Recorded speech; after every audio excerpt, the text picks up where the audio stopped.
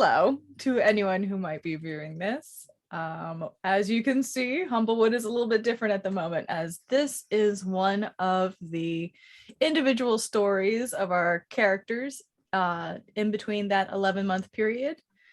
Don't forget to change your name, by the way. Oops. Sweet. I am your DM host, as usual.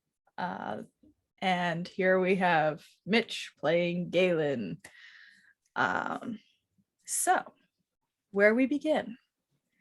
It has been 4 months since Peace in the Woods have been established. The Bandit Coalition is disbanded, and in its place sits a legitimate settlement under the leadership of Benna, who represents the interests of that settlement as a member of the newly revitalized Humblewood Council, which hosts a member of each major town and the original 5 members of the Birdfolk Council, all working in a cooperative measure to bring about the best that they could possibly bring to Everden itself. Over the past couple of months, Galen has agreed to help Benna in the establishment of her community as more than just the military outpost of thugs that it once was. Would you like to explain some of what you have been doing during these 4 months or 3 months at this point? Sure. So in the 4 months, Galen has been co-advising along with Frey, who you may remember as the Vulpin captive from sessions ago from the party, advising Brenna in what would be in the best interest for Humblefolk as a whole. And with Frey's very stubborn bluntness and pretty much acting as the muscle, while Galen is definitely the brains of the situation, they managed to have approved a aid program funded to help resettle those who have lost families, homes, businesses, those affected negatively by the more zealot and boisterous bandits from the coalition, as well as basically finding any remnants of the negative side of the bandit coalition, kind of disbanding them, either through means of eliminating them wholesale, or convincing them that, look, the bandit coalition is done. You've already lost. There's nothing else you can do. You can either go about this way and find some other perch guard that will take care of you, or we can torture you, put in a good word for you, and you will be treated with amnesty, and you can help get your life turned around. Obviously, sometimes it didn't always work in a very peaceful manner, and Galen, in his new character development, as it were, he's no longer naive to the point where he is a diplomat at heart. He will always try to talk shit out.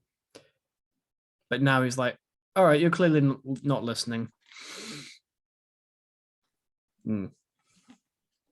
Silence is required. Frey, you're up. And that happened within 2 months of this hiatus period.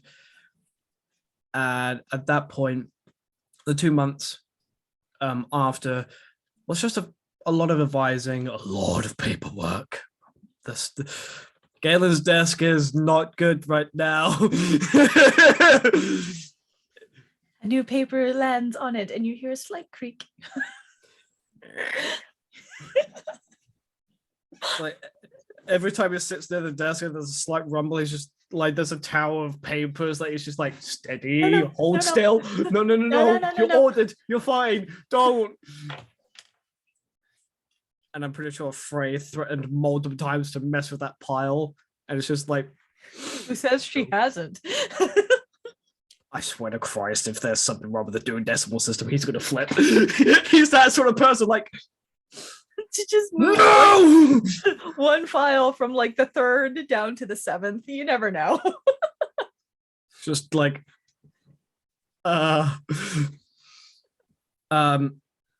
the last 2 months was just getting everything situated and getting into a point where not mundane, but it gets to the point where it is just a routine to check up on a few requisition forms, situation reports as a whole, as well as checking the funding to make sure there's no obvious embezzlement. Galen is very involved in the whole thing to the point where he's kind of secretary, treasurer, and he's an advisor, but he's taken on a lot of other roles as well because this is his passion. This is what he's been working up to for a long while, and he doesn't want to see anything tarnish or ruin it. And is not afraid to absolutely murk a bitch if they find out any embezzlement is happening. In the meantime, as we had discussed, you had turned your thoughts back towards those that you had lost when you were extremely young and set about to see if you can locate any information regarding your parents. A Marielle and a Gamir. This task you left to do about a month ago on your own, and you keep finding yourself coming up empty. It isn't until you find yourself on the road to Beaufort that you hear a strange sound within the woods ahead of you. Roll a perception check for me, please. Sure thing. Cacked. Land in the tray, you cunt waffle. That is a 18. 18. You hear, it's almost at first, it sounds like the shifting of wind, but that doesn't seem quite right. It sounds like wood creaking as air is rushing through the trees or they're running against each other. And as you look forward, you can see some of the trees themselves seem to be bending and pulling away, and it's coming in your direction. What do you do? Whatever this is sounds massive. First of all, shield. Instant reaction. Yeah, just like, okay. Are you doing anything else or just immediately casting shield? Can I also prepare a spell as well? You can. Again, uncharacteristically, Galen is actually like, nah. I'm still searching. Fuck off right now. Kind of thought. He's going to he's gonna prepare a fucking fireball. Just all right. You prepare a fireball, and as it seems to be barreling towards you, whatever this thing is, it seems to then swerve off to the side, and you watch as the path itself of trees seem to move and shift and pull out of the way of what looks to be a gigantic, insurmountably large caterpillar that on its back sits a large rotating like log cabin as it comes towards and slows down and stops next to you, where you can see a door in front of you hosting a sign that says the Bagworm Spa.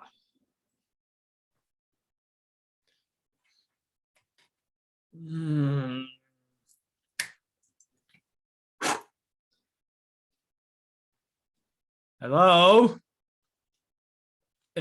Anyone there? Your caterpillar scared the shit out of me. I kind of would like an explanation. You don't hear any response. You hear a little bit of unsettled noises from the caterpillar moth like thing itself, which if you like, you can roll an Arcana check. Sure. 16. 16. Whatever this creature is, it's probably fey in nature, but doesn't seem to hold any ill regard towards you. But it does seem to be looking, it does kind of like look back towards you like, are you entering or am I moving on? Fuck it, he's gonna enter. It's just gonna be like, how do I get in? Is I mean, it's a door. like There's well, a door in front of you. Oh, so the actual like So log cabin is level with the ground. So if you look at a bagworm moth, the way it's positioned, its cabin home that it kind of builds kind of angles downward a little bit, and there is a small staircase that seems to unfold as it arrives so that it's easy enough to get into the door. Okay. And it's got, you know how like they have like the ye old tavern signs that hang, it's got one of those that just says Bagworm Spa. And like yeah, he'll just enter, just very cautiously, just hello. You open the door and you are impressed by the sight, is the best way I can word it. It is brightly lit. It looks even larger somehow than it once did on the outside of this massive creation, but also cluttered.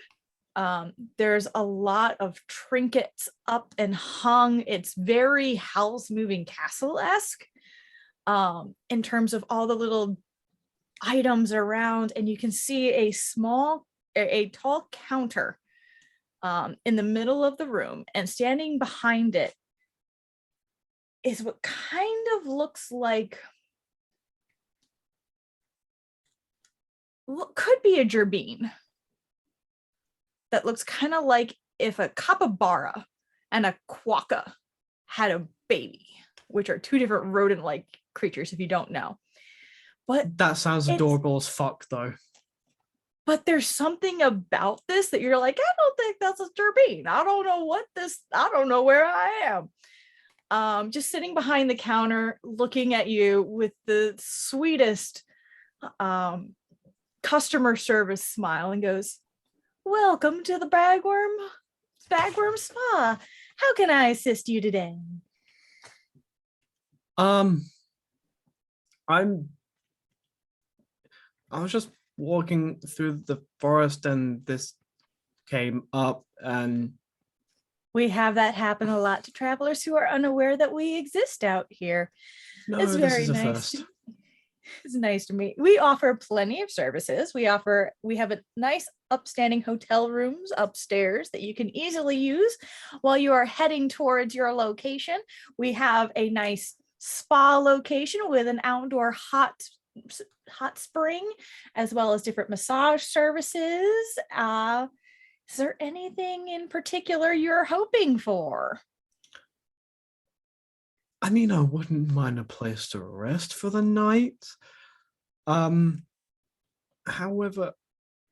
Where exactly is it you're headed? And maybe we can help you get there. Here's the thing, I don't know. I Well, that am. sounds like an interesting story. Why don't you come have a seat and then we'll talk about it?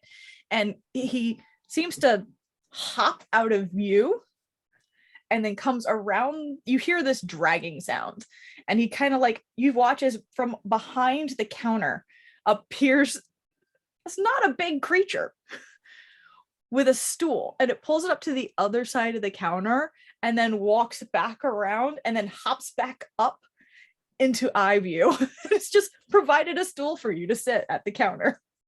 Oh, thank you. My name is Galen.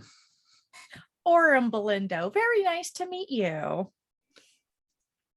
Very pleased to meet you too, Oren.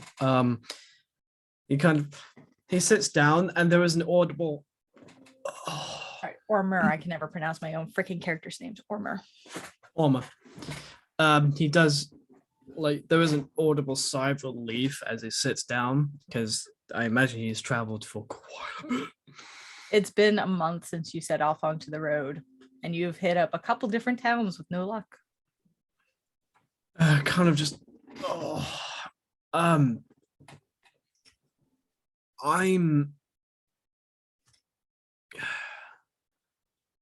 I'm looking for Corvum settlements.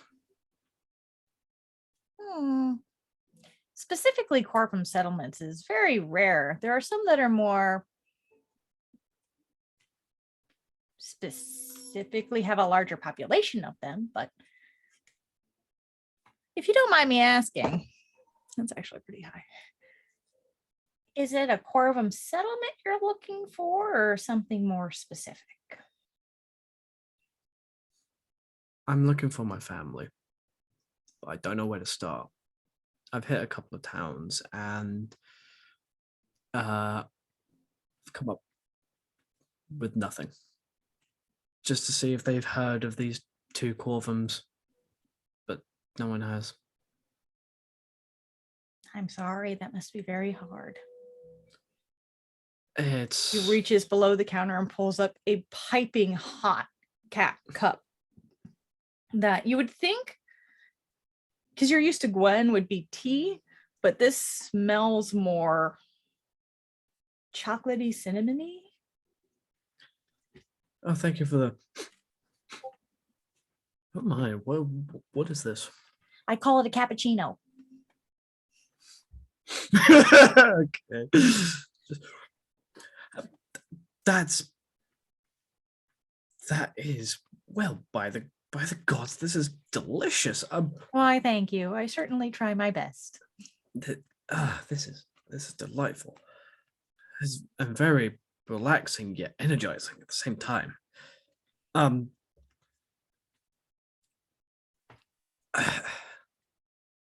don't. This might be a long shot. But have you heard of two Corvums named Marielle and Gamir? Please hold while I check my archives. And he hops down. And you hear, because like I said, it's a tall counter and you're now sitting at it. And then, but like he hops down where he's almost out of view. And then you hear what sounds like feet on foot on like staircases. And he's I'm gonna slightly peer over the counter. Just you peer over the counter, and it does look like there's like a little hatch, and you watch as it closes. And he's just gone for like 20 minutes. Strange little cappuccino. I'm gonna have to remember this. You're alone in this room. There is a pleasant music that is constantly playing. There's a roaring fireplace. There is a number of strange, some things look alchemical, some of them look more navigational, just an assortment of bizarre items. And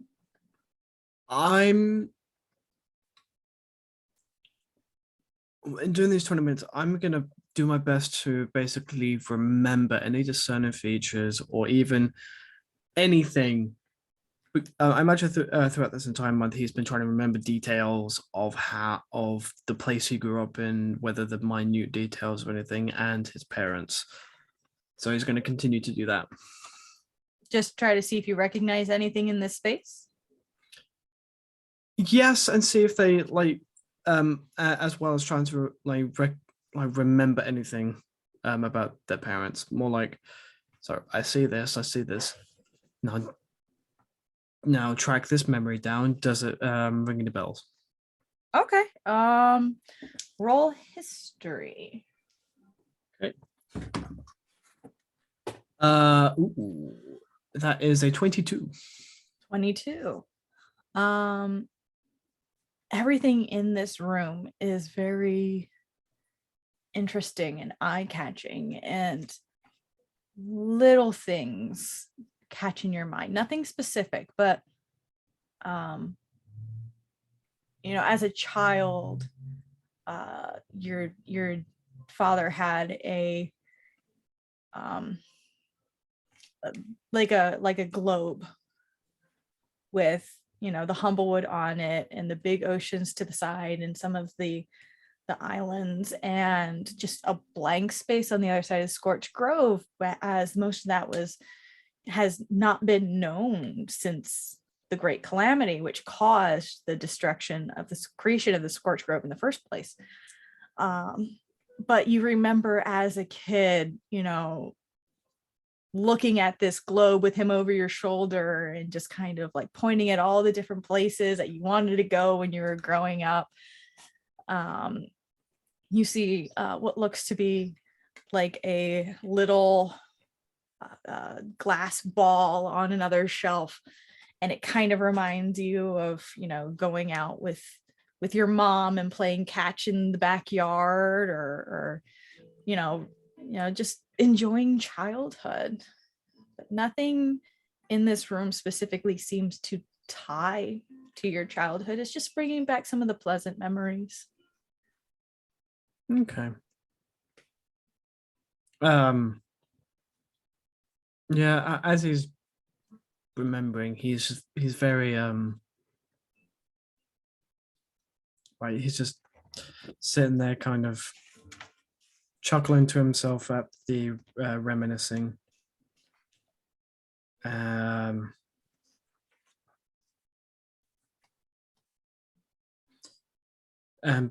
waiting for Ormir to come back. As you are looking around the room and enjoying your cappuccino, you hear from behind you all of a sudden, well, I'm sorry that took so long.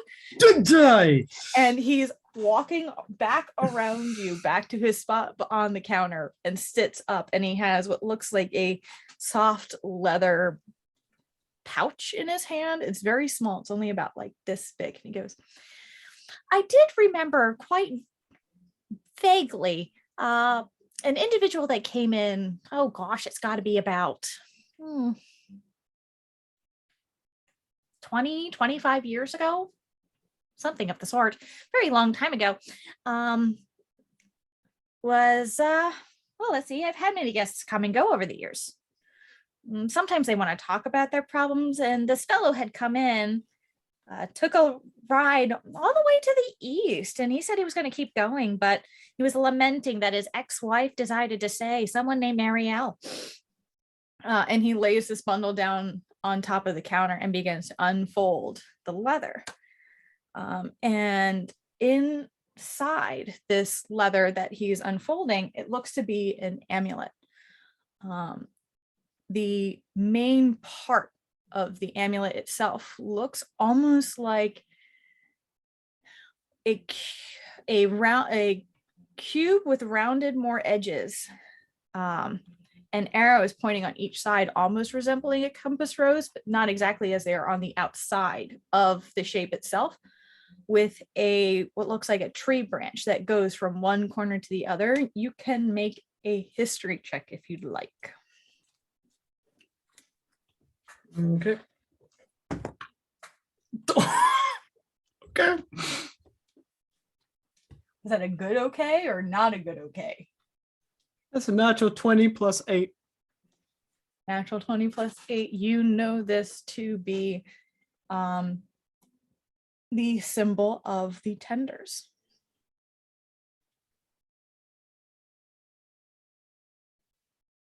It appears that after his wife, after whatever loss they had, they grew apart.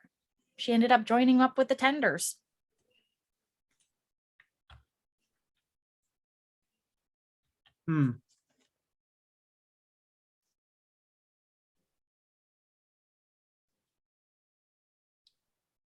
And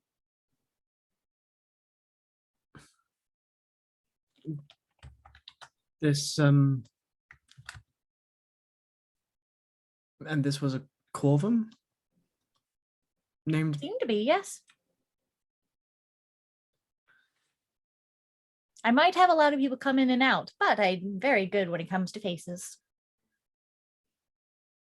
There's not much I don't remember. So, quick recap. So he remembers a female Corvum wearing the amulet. A male Corvum came in lamenting about, this loss that he had, unable to keep their marriage together after the loss. He was going to the east to build a new life while she had decided to remain and signed up to become a tender. And this amulet is what she had left him.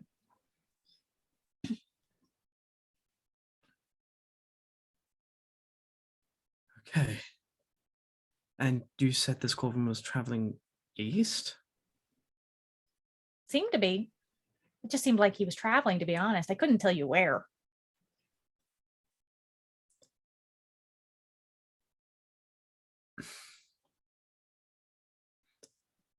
Would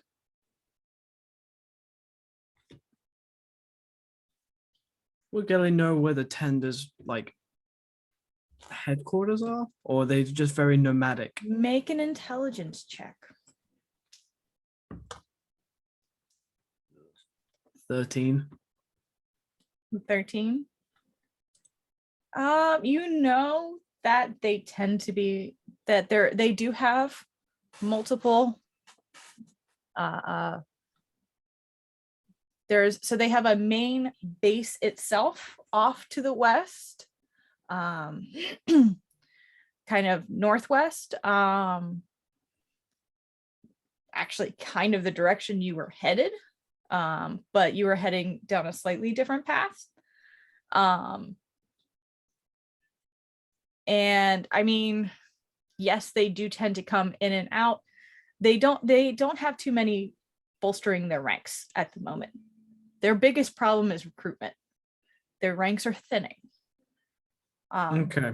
But there is one location they know as their main headquarters, and they do have a couple like outlet areas where they can, resupply, try to gather troops, gather information before heading back to this particular location. But you do have an individual who owns a traveling spa who might know in front of you. In that case, so where would the main headquarters be? With my history check, or actually, no. Again, I will ask. Do you know where the tenders tend to use as their base of operations, as it were? Certainly, I've taken more than a few off to Mossenge. Then that is a good place to start. Then. Well, lucky for you, we're heading in that direction. It'll take a couple days, but I'll get you there. No worries about that. In the meantime, you're welcome to utilize the many facilities that we have here. He said you can see him saying we, but also you've noticed no other staff members. Who else is here then? Oh, or when you say we, do you mean? Obviously. Just making sure. What's the caterpillar's name? I don't remember if I ever named him. Stumped you. I went back to look at the last time this individual appeared in the game to remember the accent and forgot to double check if I ever gave the moth a name.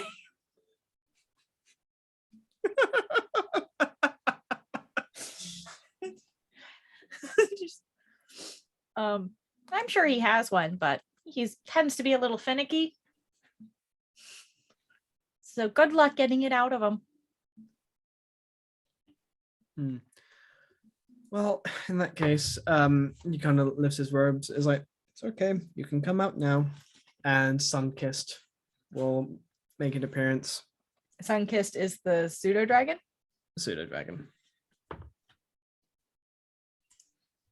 He definitely has a, oh, well, that is quite an interesting little fellow you have there. Now that is an interesting story. Certainly. I need to check something really quick.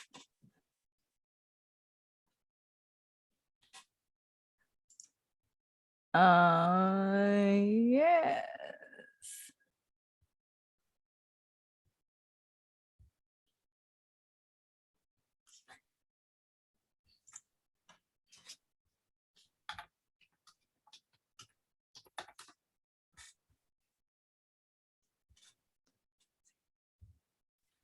Oh yeah, he's got really high.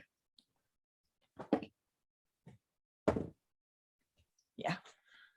Oh, well, you are certainly older than you look, aren't you? To the pseudo dragon. That how old? Well, looks like this little one was once a friend to a creature a couple thousand years back. Galen's eyes is just.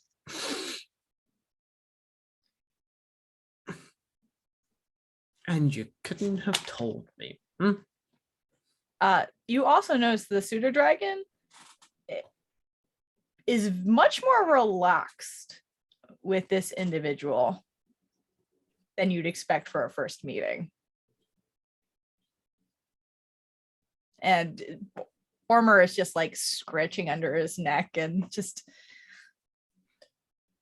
That's anyway, strange. Let me show you to your room. And hops down and starts leading you off to the rooms.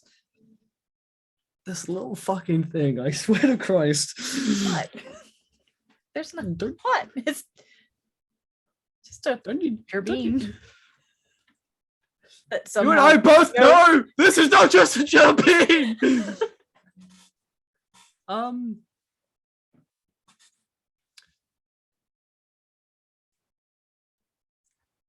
Gonna talk to Orma in Sylvan. Okay. It's like something tells me Sunkissed is not the only person older than they look. I'm sorry, I don't understand. Anyway, insight check. Insight check if you'd like. And I get fucking advantage. 20. Seems to be telling the truth. It's fine. What? I was just hoping that this fucking thing was not going to be some sort of like archfey in disguise. Otherwise, I would have been like, "You're not. Nope. I already gave him my name. Nope." Oh fuck! I gave a Faye my name. Did you? I don't know. That was Mitch. That was above table. I know, like, and this is Sarah. I don't know. Did you? I'm not sure. But yeah, Galen will follow to the room. A Sunkissed in tow, and just in And what I will say is, in the 2 days, um, uh, Galen will peer over books, any other memories that he might have, and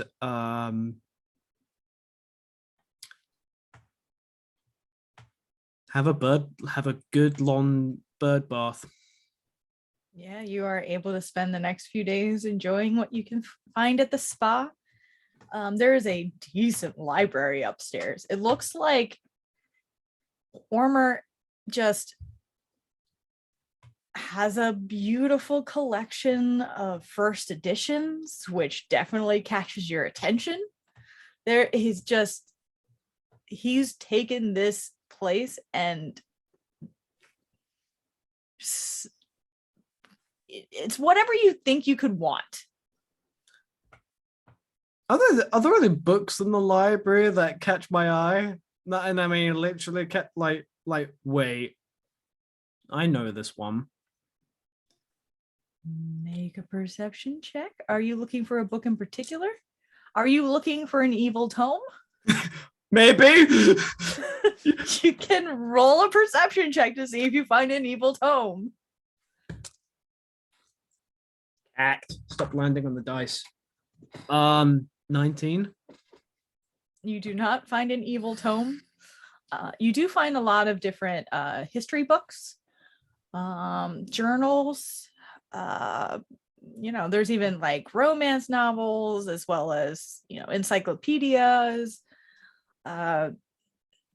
There's fiction. There's nonfiction. There's fantasy. There's quite a spread. It looks like this collection has been built and curated carefully over a long period of time.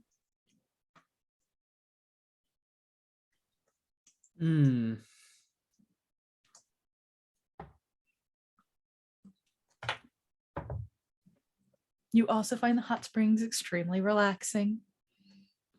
Probably the first time it's relaxed in months. And it is nice because how the hot spring sits, it's almost like so even though when you were on the outside of this spa, you didn't see any windows or anything like that, but this very clearly looks like it's built with a giant wall made of glass, and it's easy to watch as the woods seem to be just streaming past. It's very beautiful, very relaxing. It's almost like that long train ride through the countryside or through the woods. Yep. Very nice. And if you peer, it does have like a little bit of a sliding porch situation where you can pull up and look out.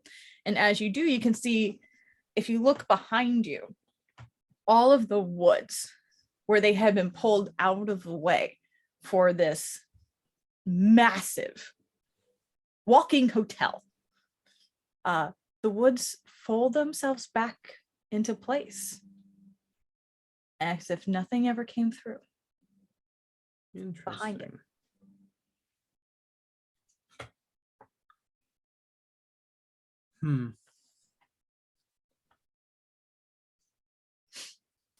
So, yeah, no, Galen's going to take full advantage of this place. Just reading a tome in the hot tub, and but because he can, he's levitating the tome as he's relaxing and just turning the pages with his magic. Just giving but he's going to take these days to really read it. But he's like, when it comes to like reading in tomes and everything, he's a bit of a Spencer Reed. He has a bit of an eidetic memory. So he looks at the page, scans, remembers.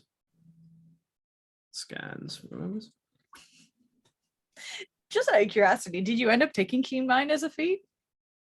That would actually give you an eidetic memory. Did I? I don't remember. I thought I did. That is what that is for. Just out of curiosity. No, he didn't take Keen Mind. He took Sharp Mind. Ah, Oh no, that's part. Well, Kindle core them always have sharp minds, so you are able to accurately recall with perfect clarity anything you have seen or heard within the past month.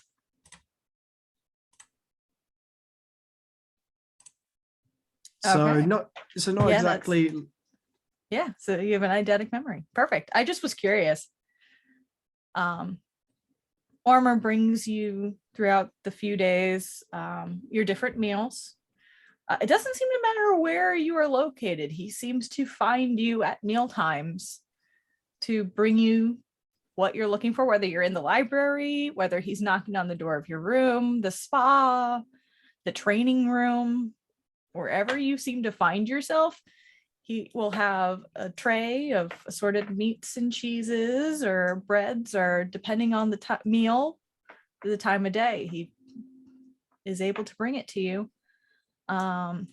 Yes, spa days and charcuterie rewards. Where can I sign up for that shit? And it only ends up costing about a gold a day.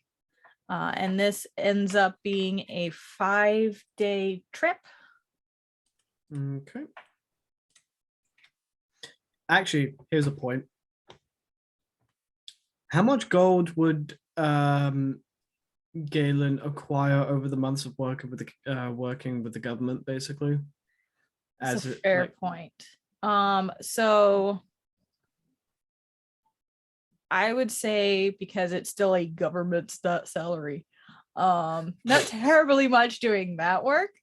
But I'll say add an additional 300 gold to your inventory. Cool. I still have to figure out a few other things. Okay, so I'll add 295 to counter him for the 5 gold. All right. Cool. All right. Yeah. And then on that 6th day, because it's really per night, the bagworm spa comes to a slow stop, and Ormer finds you wherever you might be and goes, "We've reached the path right outside of Mosshenge. If you would like, or if you'd rather, we can continue going, but I believe this was your intended destination. It's only about a 20-minute walk up the path to get to Mosshenge itself. We try not to get too close because we don't want to disturb the resting foundation." That is absolutely fair. And you know what? I've had my 5 days of relaxation, and I could do with a walk. Well, thank you so much for coming in, and I really appreciate your patronage, and I hope you enjoyed your stay. Very much so. That this was the relaxation and rest that I needed. So thank you, Orma. And even though I'm not,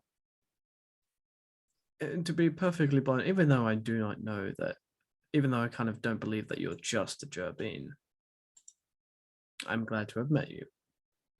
I don't know what you mean. Mm-hmm. Mm-hmm. And you head out. He waves goodbye to you from the lobby, and in a language that I don't believe you understand, speaks briefly towards your pseudo dragon, who just kind of like looks back over the shoulder, and then you get like this like happy little like frill feeling from him as you guys continue on your way. What languages do you know? I only know Sylvan, Common, and Oran. Yeah, you don't understand what he says to it. Just very quietly, very sweetly. But if I remember correctly, Sonicus can understand like Sylvan, and can communicate back like sort of basic emotions, basically. So pseudo dragons communicate in emotions.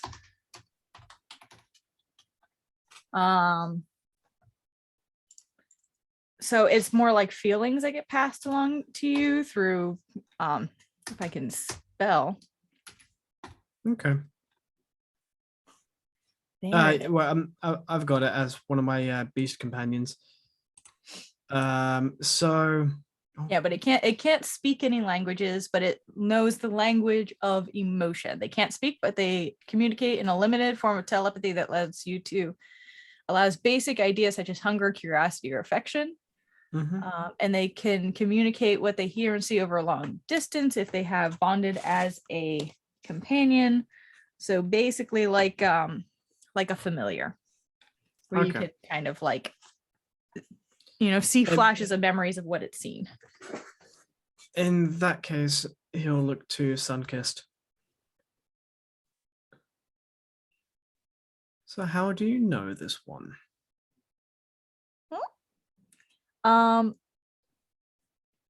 It kind of has that like chirping thing that it does. But the feeling you get is like, I don't. Kind of looks back. You get the sensation that it was a different sort of familiarity. It's not like I know this person.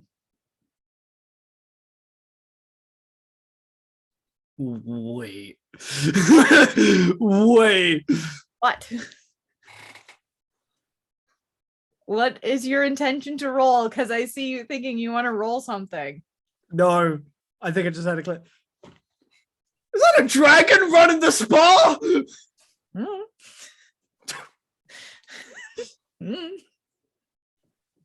Kind of that aside. Would you like to roll an intelligence check? You know what? Fuck it. Sure. Natural 20 plus 5. Maybe.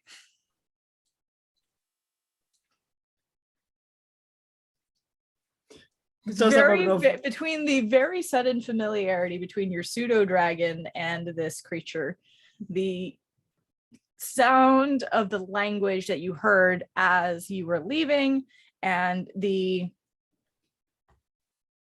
shining orange tinted eyes that you saw. This is probably a form of metallic dragon. Does that moment? What? All right. Well, maybe that.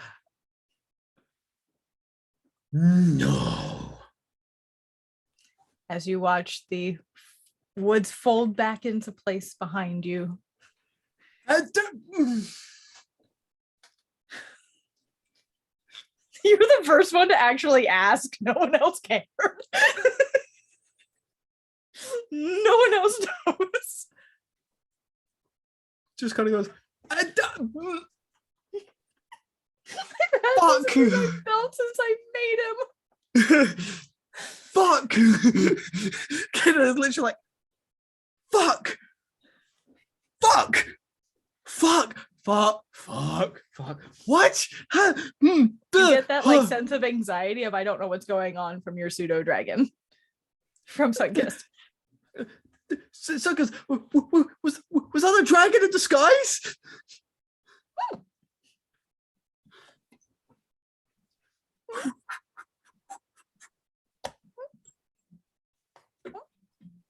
Point of order. It has been Galen's long life dream to meet a dragon, and he fucked that opportunity. Really? And he fucked it. He fucked it. So he's having such a crisis right now. You don't want to know something even better? You know how I am when it comes to naming most of my characters. Like if I want them to be something important, look up the names ORMR and then Belindo, BELINDO.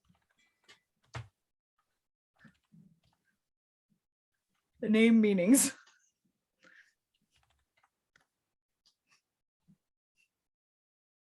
Wait. So Orma meaning stink. Belindo. BEL. Belindo. Belindo.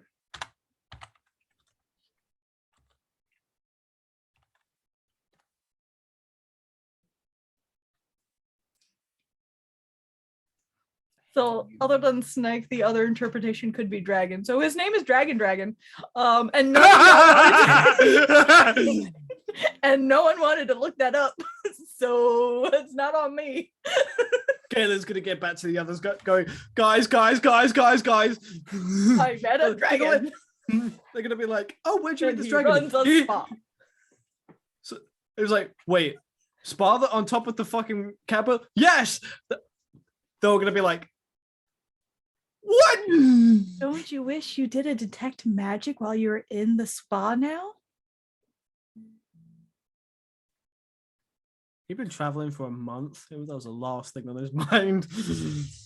I'm just saying. I'm Because what do dragons have? magic And innate polymorph. hordes.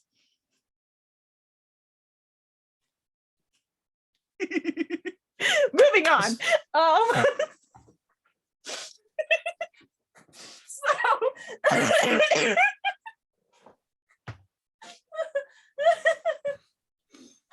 my god. Anyway. So easy. I'm so mean. So Carrying on. So on this now at this point it's actually close. It's winter as it's been 4 months. On this brisk cold day, you go through, you see a path in front of you, and you start walking through these woods, through the snowed in banks. 20 minutes pass as you see yourself coming upon these giant stone monoliths that are carved with stories. Some of them are in Sylvan, some of them are in a very old form of Orin and the different birdfolk languages. Some of them are in languages that you don't know. And in the center of the stone monoliths looks like a tree-shaped temple. Do you enter? Yes. You enter this building and find yourself in a relatively decently lit building, with a front desk, a bunch of different individuals scurrying around. You see some going off of other side doors that look like they're, and some people coming out looking all bruised like they've come out of training grounds. And at that front desk, you see a very young, still with her fawn spots servant at the desk. And she's like, yes, hi, can I help you? Hi, I'm guessing Galen took the medallion. It's up to you. Yeah, I'll get into the medallion. I'm looking for the tenders. Pulls out the medallion. Well, you've found the tenders. This is where we are mainly located. And you can see that on her neck is a similar, almost exactly the same amulet. What would the difference between? Hers is more rounded. It looks like yours is like an outdated style, and this one is rounded in nature. I'm looking for a specific tender. A Corvin like myself named Marielle or Marielle. Give me a moment. Let me check with our records. Might I ask why you are looking for this individual? She's my mother. I see. Give me a moment, please. And she tucks back, and you watch as she seems to like trace a sigil in the air. and then like looks off to the side and then starts heading in a particular direction down multiple stacks behind her of these giant bookshelves. It looks like she's helping with what here would be the archives. I'm just a temp. She's very, very young. And you see other individuals passing around behind. Another individual comes up as she's gone for a few minutes. Is someone helping you? Are you here to join the ranks? No, they're helping me find records of a specific tender. All right. Good luck, and kind of pats you on the shoulder and keeps walking. What race was that tender? That was a Gallus. Oh, okay. Actually, good sir. Yes. You might be able to help me. How well do you know the other tenders? I mean, there's a lot of us. I mean, Do you know of a Corvum tender? I know a lot of them. Do you know one called Merial? Why? And at that point, you see the other young servant comes out around the corner with a book in hand, and she's already started flipping through it and goes, yes, according to our records, we do have a tender by that name here. Well, not here. I mean, she spent her time here, but she mostly spends her time at the Scorched Grove. She's a flame warden. An ember warden that's kind of is more specified, the flame wardens. It's actually, and kind of points over, and you see the servant is like, or the Gallus is like trying to walk away. And she's like, Summer Blossom, Simon. And he stops, and he turns back around. Yes. Well, according to my records, you actually know this individual. You've worked with her on multiple occasions. Yes, I'm acquainted. You don't sound too enthused about it. It's fine. What do you need exactly? She's my mother.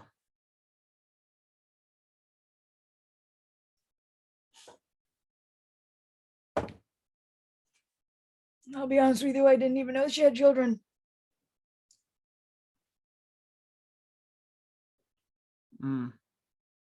Okay. Not really a talkative one. I can imagine why. He kind of like peeks around you and goes, thank you, Quinta. I'll take it from here. It's like, I don't want this. This was not on my itinerary. This is bullshit. Kind of. And he kind of like pats you by the shoulder and goes, if I might ask, it must have been quite a while since you've seen your mother. Over 20 years. Yes, that would be quite a while. What exactly were you hoping by coming here? Just wanted to know if they were alive or not. Last I've seen, like young Quinta's mentioned, she is a ember warden, specifically a flame warden, which means she doesn't leave the grove. She continues work there. The Scorched Grove. The Scorched Grove, yes. It's where our main healing takes place, where we do our best to keep back the flames.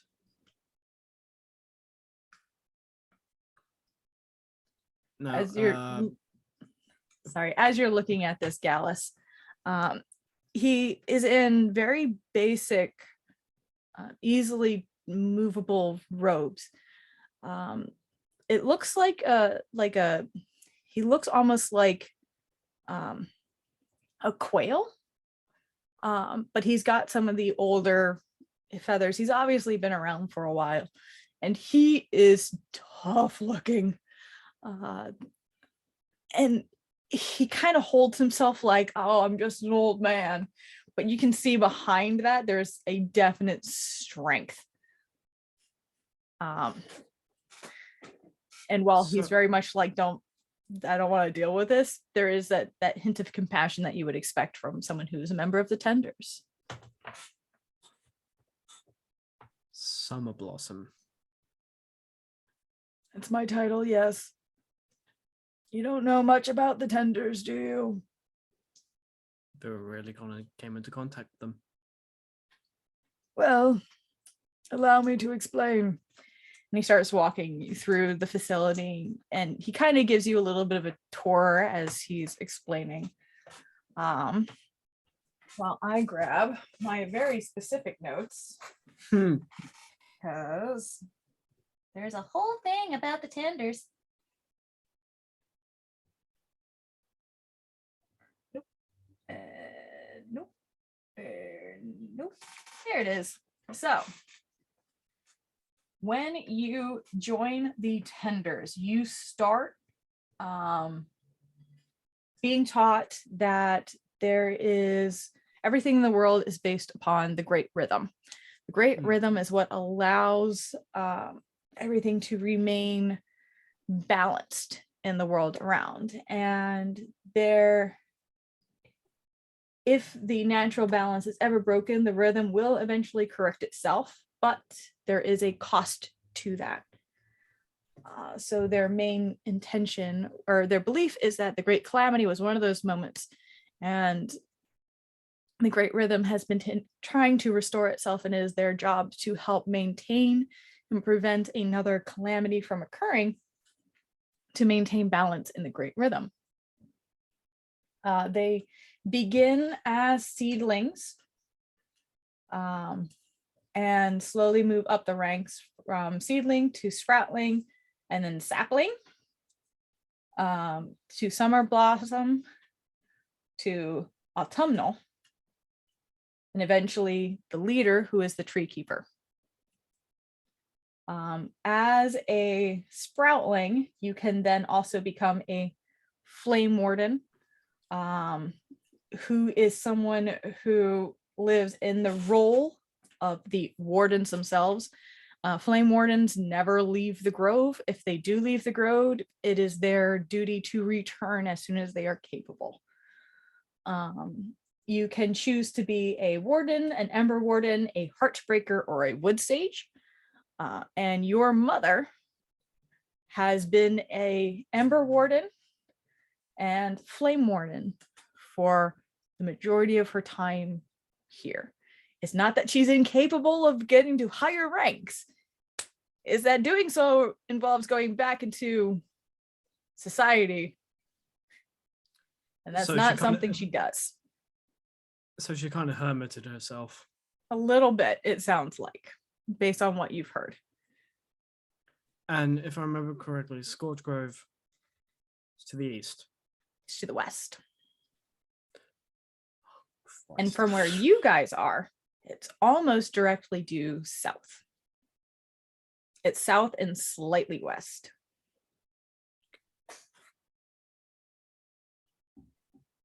And that actually, it is directly south. Okay. I'm thinking of Cracker Morse, those are a little bit more west. What was the Galens' name again? The Gallis has not given his. Oh, that's right. His name wasn't. He didn't give his name. It was given. His name is Simon Quinn. Summer Blossom Simon Quinn.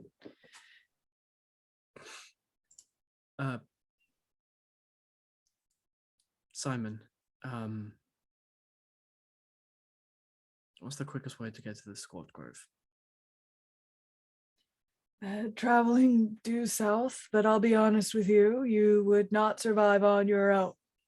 So, and he comes up to a door as you guys had been walking and starts to knock on it sharply.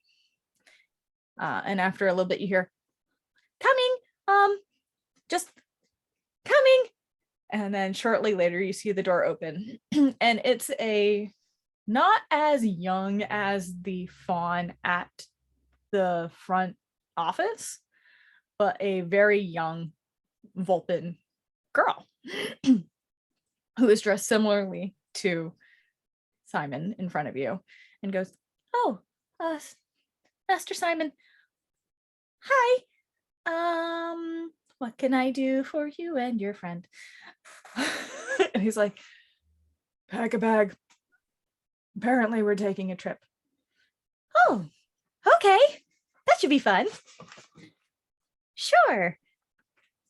Hi." Looking over at Hi, you. I'm Galen. "I'm Lisbeth. Nice to meet you. Where are we going? And why?" Scorch Grove. "Oh, okay. I was going to do that eventually, I guess." "Okay." Um, looking for a very specific tender. "Oh, all right. Well, I'm sure we can help." And she closes the door, and you hear shuffling through as she's probably packing. Just okay. Oh, right. You see Simon just kind of, "We'll meet you in the lobby in a few moments."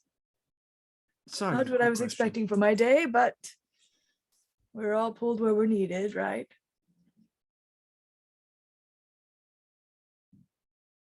Why?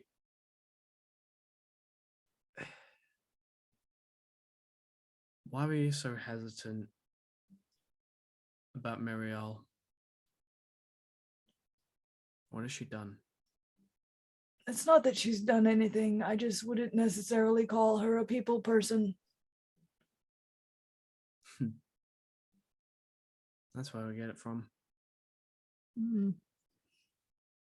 She has a tendency to rub people the wrong way, so I find it best to avoid. That much is new.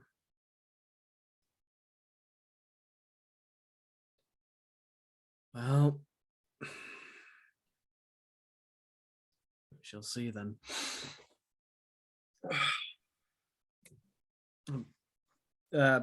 Galen's gonna wait for Lisbeth. Okay. Um, Simon wanders off, gather his things. And after a few moments, Lisbeth springs the door open, pack on, looking way too excited for this, and goes, "Oh, you're still here." I "I wanted to wait for you and get acquainted. Oh, okay." Closes the door behind her, and it's just This is an ADHD child, isn't it? your experiences with Vulpins have been Red and Frey's children, who admittedly are prankster like children. So they still have some level of happy, but like it's different. This child is bubbly. It's very bizarre. You're trying to compute like Frey, Elizabeth. And most of your experience has been with bandits, and this is not. This is a very different child.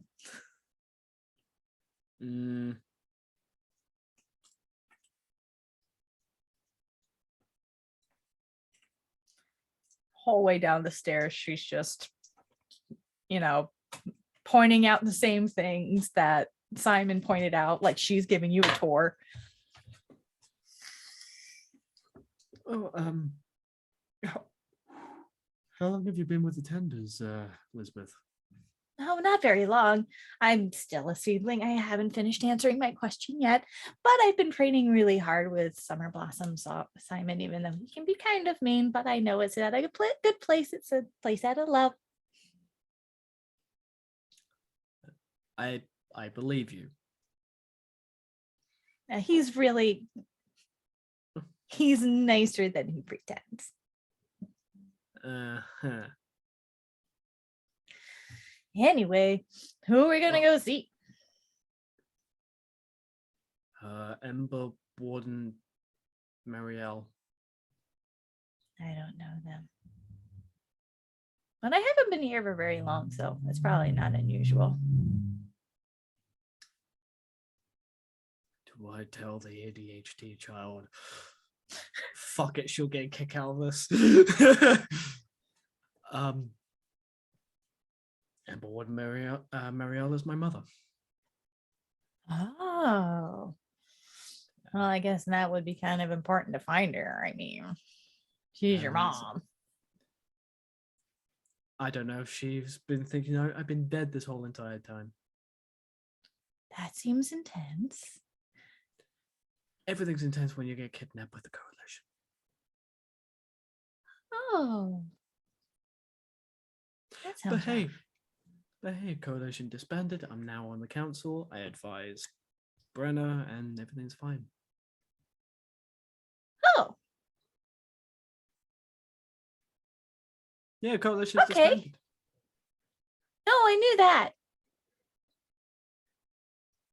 So you never went from like nothing to everything. That's cool. Oh no, I went from nothing to something to everything. Oh. Nice.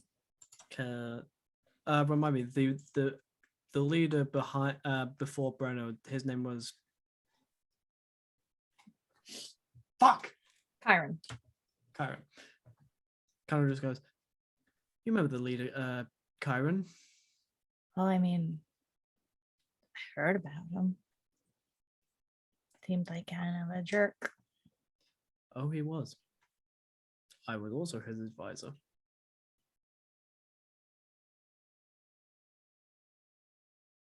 Oh. I tried to steer him in the good way, but obviously it didn't work.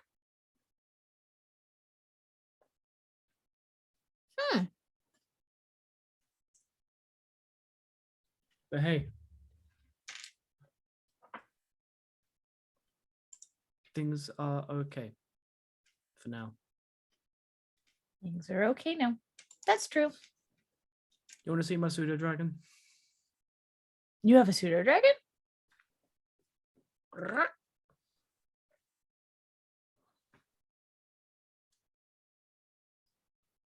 And it's about the time where she's like immediately like enthralled that Simon probably comes down the stairs with his own pack. Quarterstaff in hand as well as she has one as well. I forgot to mention that before. And he's like, right, well, I suppose we should be going then. Shall we? How long of a travel are we talking? Oh, to the grove itself. 4 days to find her. That's a very good question.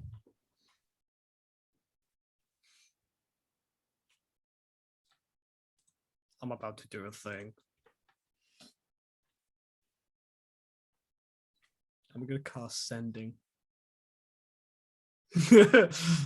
2. Mummy dearest.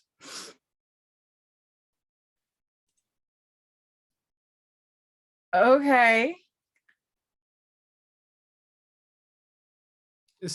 See, I know of them, therefore I can send it to them, but they won't know it's me.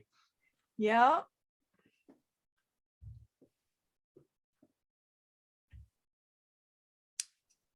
Marielle. Just so you know. You have expected a visitor at the Grove. A Corban visitor.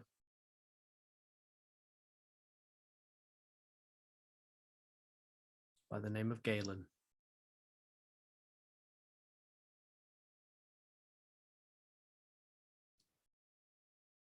There is a distinct heavy pause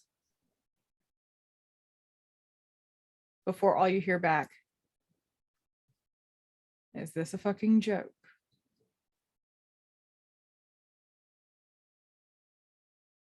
and nothing.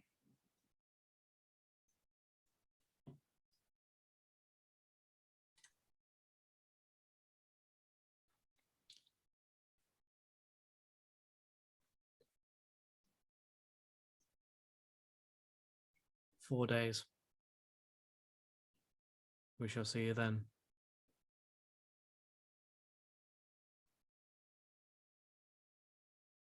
You don't get a response.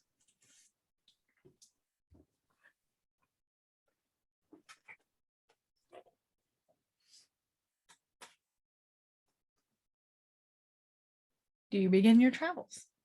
Oh, yes. All right. The travel to the Scorch Grove is relatively uneventful. Calm conversation, a couple stories shared back and forth. You do sit a couple times at the fire as the Summer Blossom does a big part of his job, which, as you are learning, they are the ones who train the new recruits and apprentices. So you can see a couple times where he's stops and trains Lisbeth in their craft, which you would know just from watching. They are monks. Had a feeling. But also pose to her different questions, philosophic nature, explaining the importance of the great rhythm, talking about the stories of the treants of old that no longer existed, that were the reason that the Scorch Grove did not. There were stories that if it weren't for the treants, the Scorch Grove would have expanded and taken over the entirety of the forest, and the tenders had learned their skills of how to mold nature and druidic arts for some from the treants themselves, and those traditions were passed along through the tenders, and that's why they maintain such a strong drive to heal the Scorch Grove, to protect the wood as it is. And you hear a few philosophical questions get posed here and then as he's tutoring and mentoring her along your trip. She did not get a break just because of this vacation. She is still doing schoolwork. I felt that in my fucking soul. Just because summer vacation is only a week away doesn't mean we're not done work. Fuck off. It's And everyone suddenly remembers that I was a teacher. It's 10 also years. like just because you're leaving the job in a week doesn't mean you have to stop the effort. Get That's not how this fucked. works. I am leaving. Doesn't matter what I do.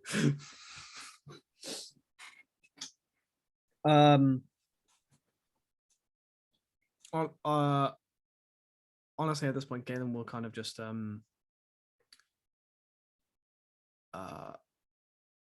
does he have any tomes on Learn and Draconic? Does he?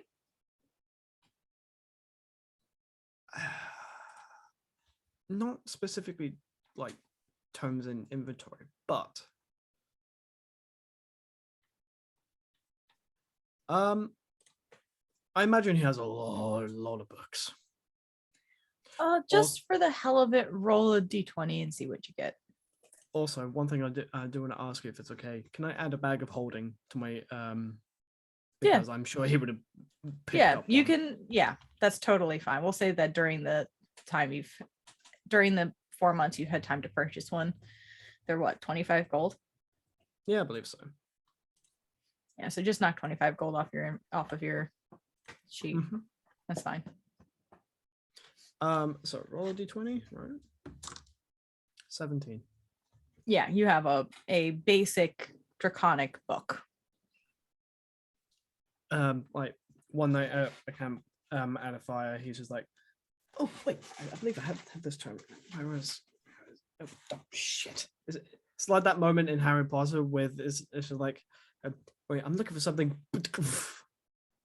Those are the rest of the books. Mm-hmm. Starts reading. Okay. We'll count that as something that you start doing, and then we'll continue that as time goes on in the game. Yeah, of course. Make 4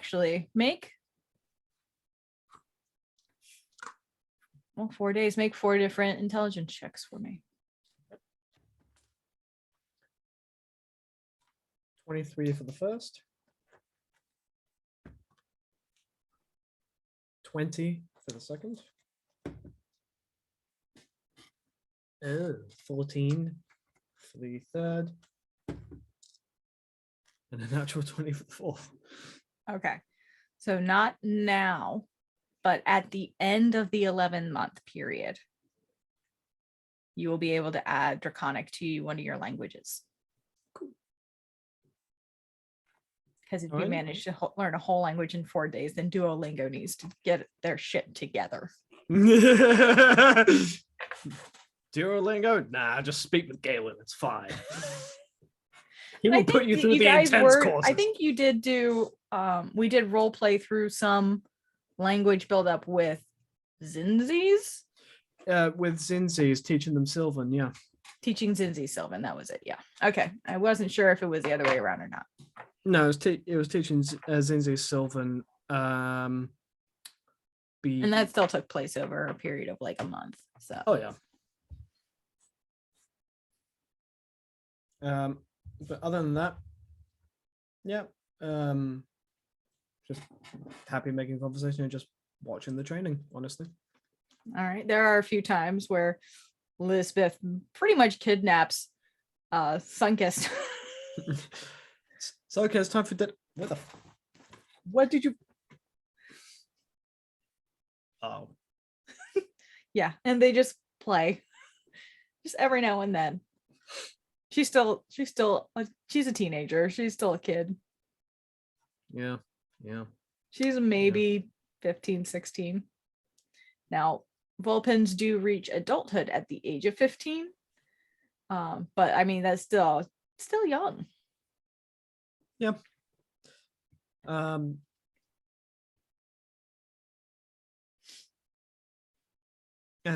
other than that, yeah, I don't think Galen is going to be doing anything. Okay.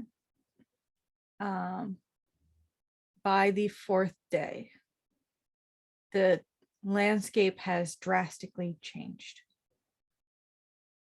The snow has completely melted. It is humid. It is dry. It is stifling.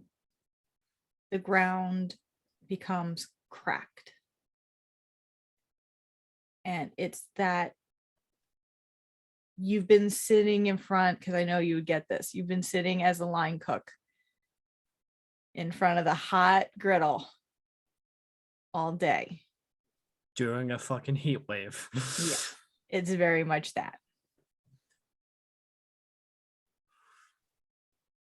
Okay. Every now and then, there are little pops around in the ground as just bits of ash are just spewed into the air. You can see different creatures off in the distance. And the only reason you know they are there is because there's a glow that you would not normally expect. Okay. But wildlife here is quiet. You have definitely entered the scorched grove. You pass the rubble and remains of long burned towns that no longer exist and probably haven't for centuries.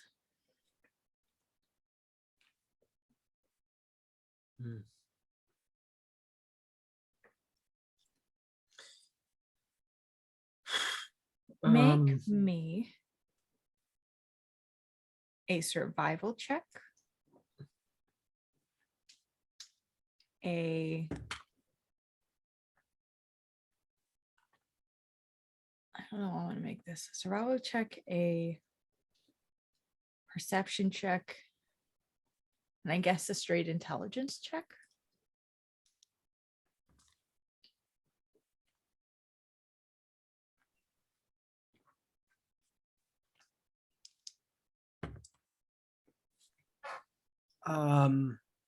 Survival is 15. Perception is 19. And intelligence is 18. Okay. There are a couple times where you feel yourself about to step somewhere and you're quickly stopped by Simon as he rolled a 19 on the survival straight. That was before I had his modifiers. And he catches you before you can put your foot down somewhere and pulls you back before another geyser like issue pops up. But you start to see tracks of different creatures around with your perception. You start to see different creatures and different individuals. And by the third day, I'll say, you start to see signs of camps, of, humble folk, of bird folk. Very sporadic. And you do find what look like could be Corvum feathers at one of the campsites. Looking around, you do see tracks that head off towards the south. And then eventually, after a couple hours, back up towards the west and north.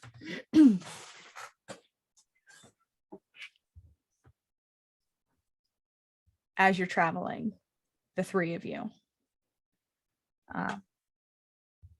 you come across a field of these different gas geysers, and the tracks do seem to lead through it.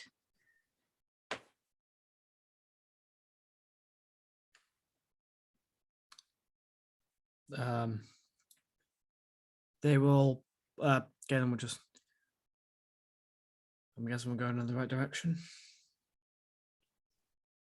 Seems like it. Keep it quiet about noticing the Corvum feathers. He's trying to keep his composure, but like definitely at this point he's like fuck, I'm about to meet my mother. Shit, fuck. It's that very big existential crisis.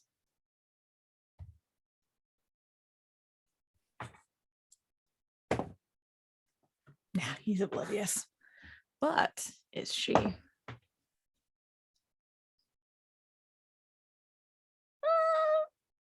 a deception for me. Oh shit, I have advantage on those. Haha, Corvum. Sorry, a 12. Only a 12? As you're trying to keep it together, Simon is fucking oblivious. He's just looking around, keeping an eye on, what dangers could be approaching. Definitely not looking too happy about the field of geysers. And you feel like a slight pat on your arm from Lisbeth. You're a stealthy one, aren't you? Yeah. It's gonna be okay, What do you mean? Everything's gonna be okay.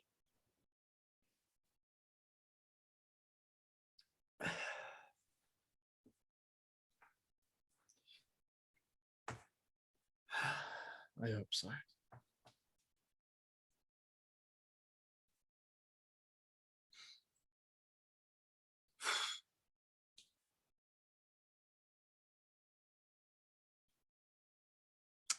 No use being sad about it now that I think of it, so let's just get it done.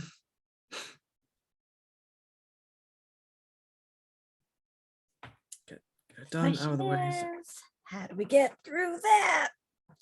And she's also like looking at the field. Hmm. I mean, we could just go for it.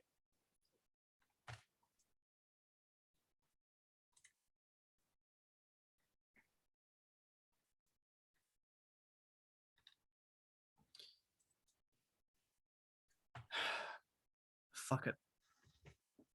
We've come this far. Let's just go for it. All right. I need you to make me 3 different dexterity saving throws.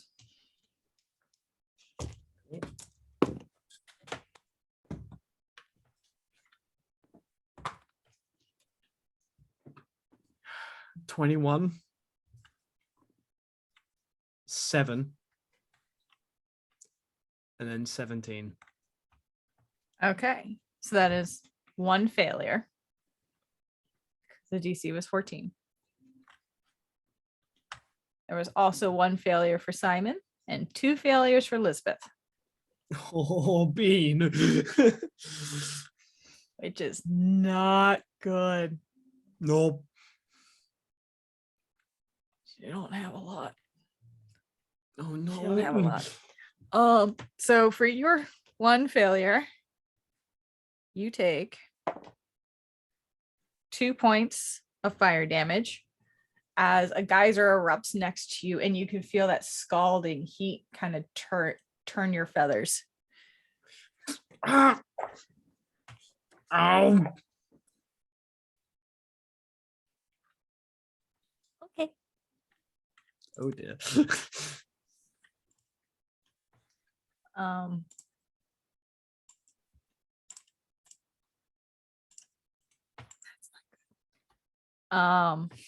that same one actually that you nearly stepped into, Simon also kind of stumbled in, but he is a monk and he's pretty high level. Does he get evasion? He does. So he only takes 2 damage.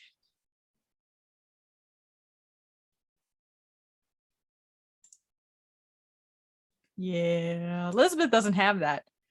A couple of times, Lisbeth seems to, she's trying to follow in your footsteps of the 2 of you as best as she can. But because she's still behind you guys, her timing is off. So she gets scalded badly by one of them as you guys press through forward through this field of geysers and come out on the other side, and she looks pretty burnt, and she you can see her kind of like trying to brush off some of that extra hot water. She's like, I'm fine. This is what we do.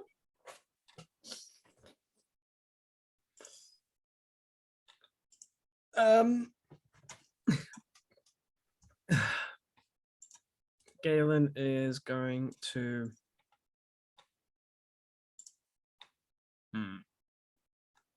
I thought I had some. Damn it. I thought I had some healing potions.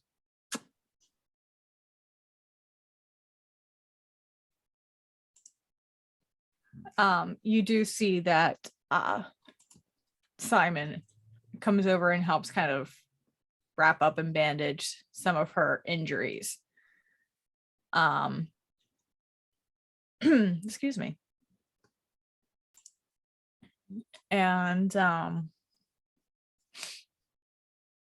she also kind of, because she has a herbalism kit, she is able to kind of help herself out a little bit more. Do you want to take a short rest or long rest here? Do you want to keep pressing on?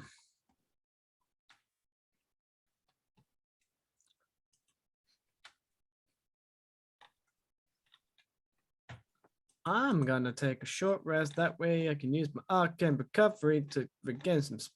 Actually, no. You should have all your spell slots back because it's been 4 days. Yep. In that case, no, I was gonna press on. Okay. All right, and can she do that?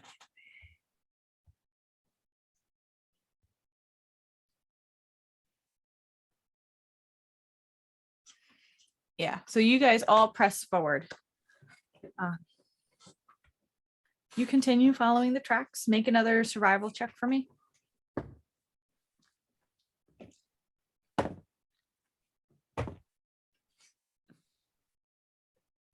As a natural one. You've lost all sense of the tracks completely. Fortunately for you, you have a higher ranking member of the tenders with you, and he is able to keep an eye out. He's like, where are you going? Wait, I thought I lost. there. No, there. Oh. The guys is blown up in my face. I kind of got turned around. My fucking feathers are singed. Ow.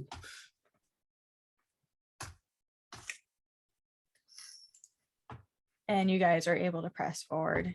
After a few hours, it is now getting dark.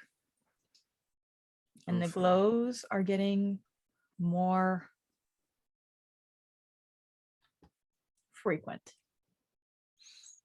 of the different creatures. And as you start to follow your path, you come across an area where you can see was probably at one point full of life. But now what's left is petrified, charred trees, an old nothing. There's rock, there's just nothing. Except for the swarms of ember bats, which you would probably remember from when we first started. And they've spotted you, and they are headed your way. Roll initiative. And Astral is back up, so we can use that map. Woo!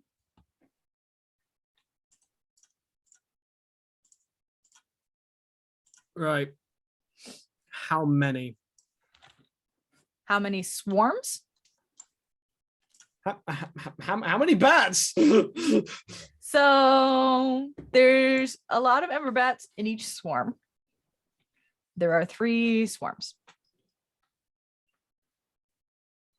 All right then. Okay, cool. Love that. Cool. Yeah. That's fine. You know I'm what? not- Fuck it. I'm not done fucking with you. It's fine. No, you know what? Neither am I.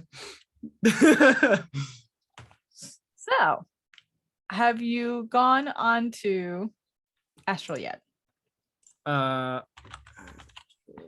Tabletop.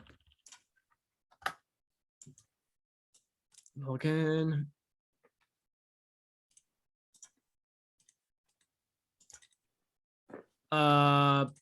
What?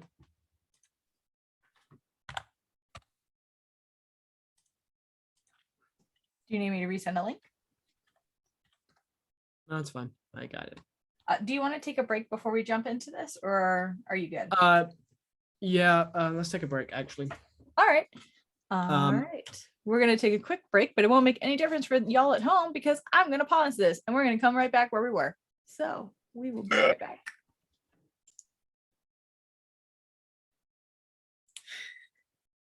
Love that you completely forgot that you were gonna do that pose again.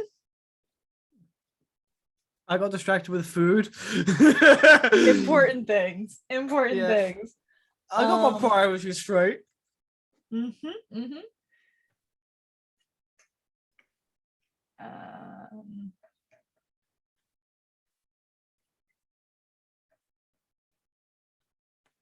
So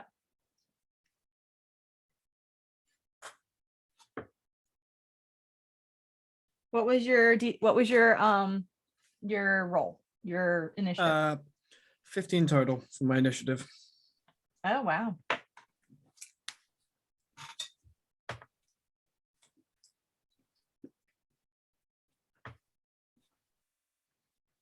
Mm.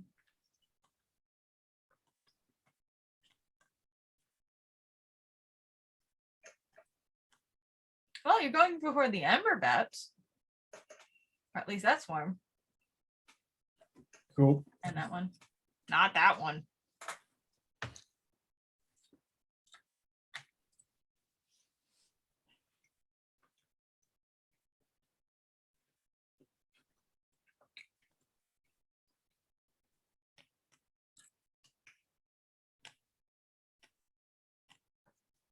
That's not the right person. What are you doing, Sarah? That's Quinta. Quinta's not here.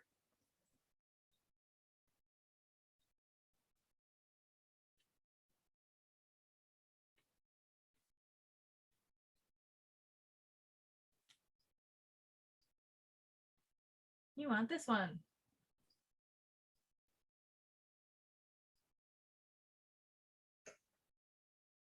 And you're going before Elizabeth. Cool.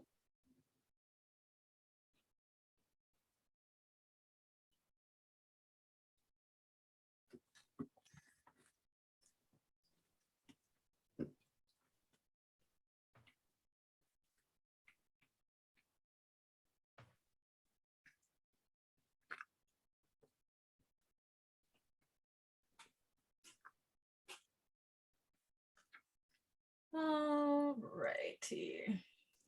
So, and we need,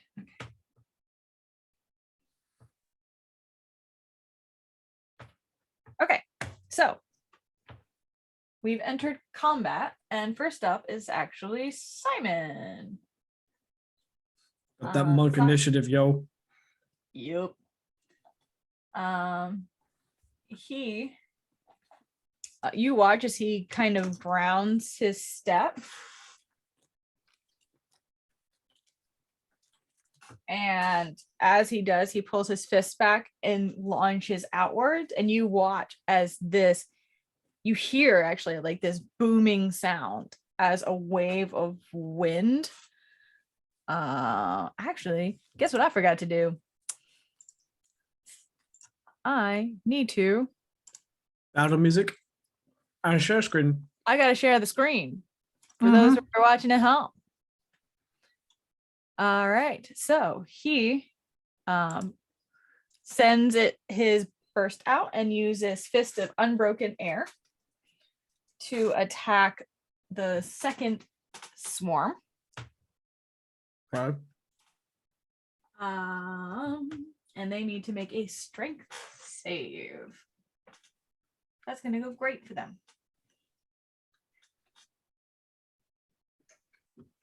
No. They do not succeed.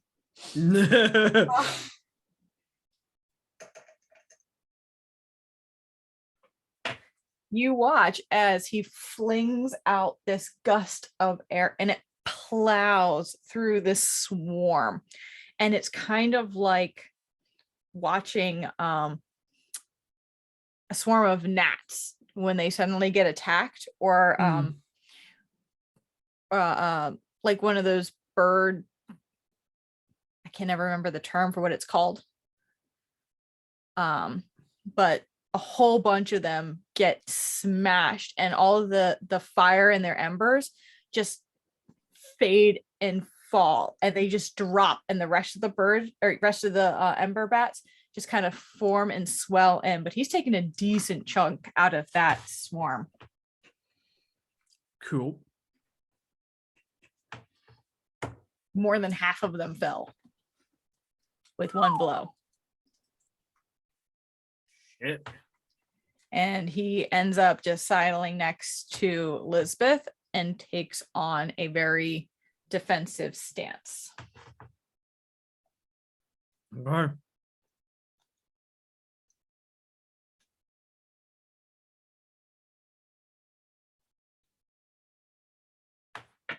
The next we have the swarm of ember bats. The first swarm, which is actually right in front of. So he actually kind of stepped in between you and this particular swarm. As it comes down and actually goes after him, thankfully, because if it went after Seedling Elizabeth, we'd have an issue. And they swarm. You watch as these flaming hot bats come flying down and start biting at him. That's a natural one. Oof. I am so good at combat. I am amazing at combat. This is what I do. But none of them seem able to properly hit him. They're just kind of swarming around his space, which brings us to your turn. Right. The third swarm of ember bats have not been touched. I am going to cast Erupting Earth at 4th level. At which swarm? 1, 2, or 3? 3. 3? Okay. At what level? 4th. 4th level? Okay. They have to make a dexterity saving throw.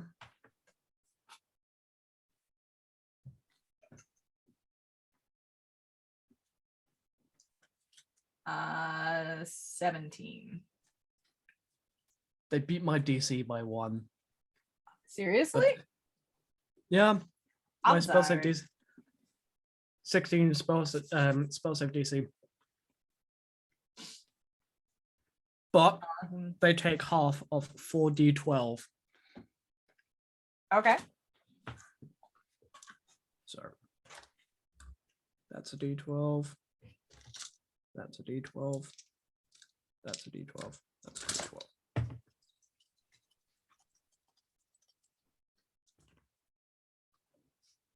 Oh boy.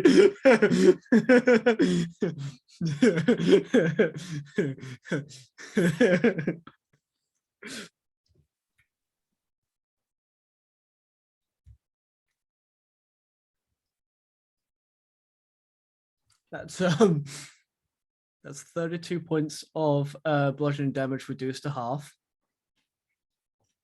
Reduced to half. So 16. 16 because they succeeded. As basically this fountain of churned earth erupts underneath them in a 20-foot cube, but they are just out of the way so it doesn't hit anyone else. Actually, hold on. I can center it to a point where I get them and Ember Bats 1. Because technically. So because yeah, that's hold on. Example damage spell.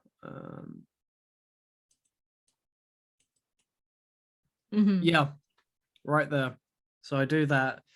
So since but I should have called that earlier. So if you want it where it's just make an Arcana check for me.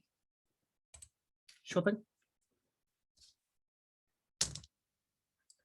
That is where's my Arcana? 17 total. 17 total. I'll say yeah.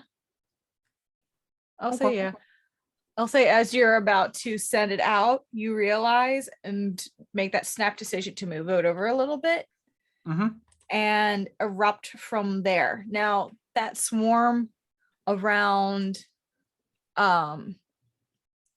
Simon is like in and out of his space. So I gave them advantage on it just because of how close to the edge they are. So they also succeeded, but that's still 16. Yeah. So they succeeded as well. So they also take 16 points of bludgeoning damage. So,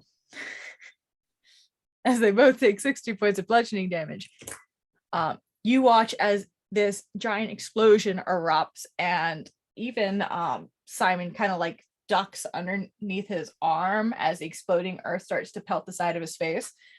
And you can physically count the number that are in the swarms now, as you've brought them down to 6 each. Because each hit point is one of the ember bats in my mind.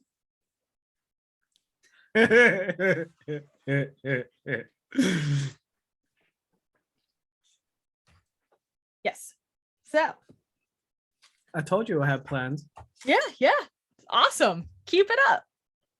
Keep it up. Oh, no, it's okay. Use your spells now. All right. So is that the rest of your end of your turn? So that's my action. I don't have anything to do as a bonus action. Okay. Are you gonna move? No, I'm staying. No, actually, I'm gonna move to here. Okay. All right. You slide on over.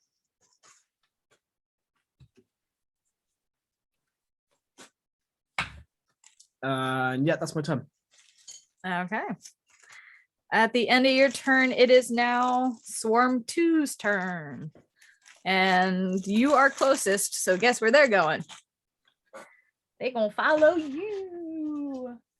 That's not a good place for that. Shield as a reaction. Okay. Do you want to know how much it is first? Anything is better than my AC. Does a 12 hit? Funnily enough, no. My armor class is 14, but shield gives me an extra +5, so I have 19. Yeah. So as you see them coming at you, just instinctually you go, "Oh shit," and raise your shield and watch as it's like gnats on a windshield, just pop, pop, pop, pop. And they are still there, but they're pecking against the shield. Okay. All right. We are now at, and I should probably move them over. At Lisbeth's turn. Now, because of proximity, Lisbeth has to make a Constitution saving throw. She is within 5 feet. Oh yeah, she's fine. Barely, but she's fine. But she sees this swarm of bats and is going to take her quarterstaff and just like a kid on their birthday with a piñata, she's going to just start trying to swing with her quarterstaff at these bats. I can't wait to see how this goes. Oh, she has advantage because he's right there. Oh, yes, flanking. That was just enough. That was just enough. Yeah, because their armor class is pretty low. So she sees the 6 that are in the air and just starts swinging with her quarterstaff and manages to hit them in such a way that she gets rid of. Swarm 1's completely fucked by this instant, I'm sure. Yeah, she's able to kind of, the way she spins her staff around, she kind of like windmill hits them. They gone. They gone. Cool. So much for Swarm 1.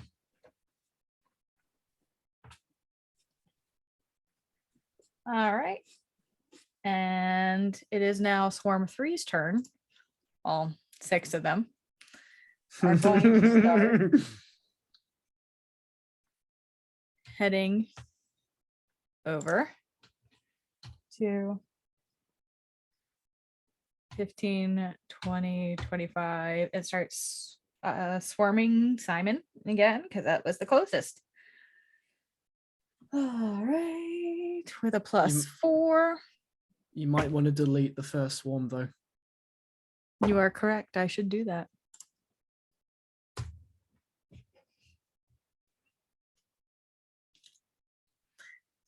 That was cacked. I'm going to try that again. Oh, shits. Oh shit. That was a natural 18 +4. That Oh hits. no. Oh no. Oh no. Well, it's okay. It's okay. They're not that. They hit for. It's only 1d4 because they're half of the swarm. That's all 4. So you watch as Simon just kind of gets descended upon by this last remaining swarm. Or there's 2 swarms, sorry. This one remaining swarm. And he just gets pelted. And as they pull away, it looks like he's got like little char marks on different spots. Okay. All right. At this time, you start to hear around some of the rocks and rubble around you a growling, purring sound. Top of the round, it's Simon's turn. Simon. I don't like that.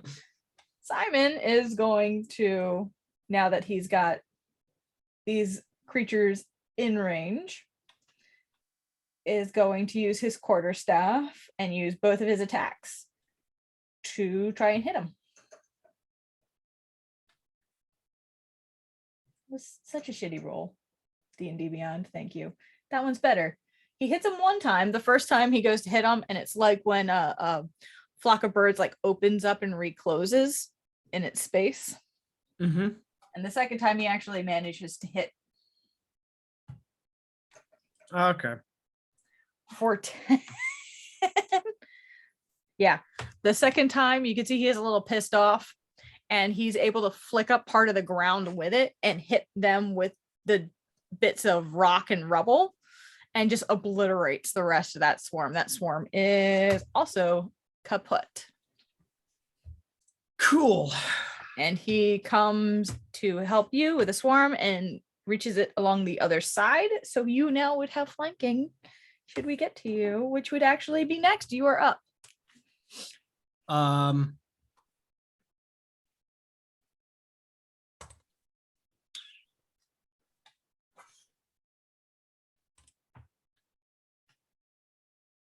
Fuck it. Ray of Frost.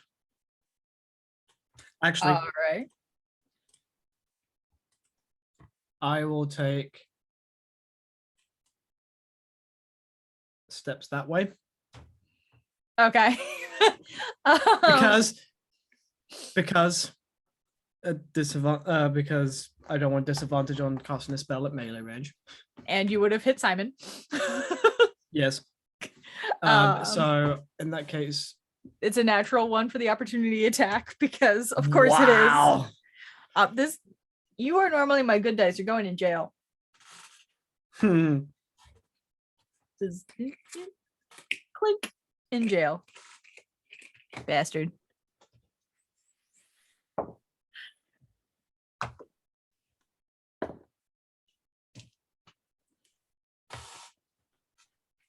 All right.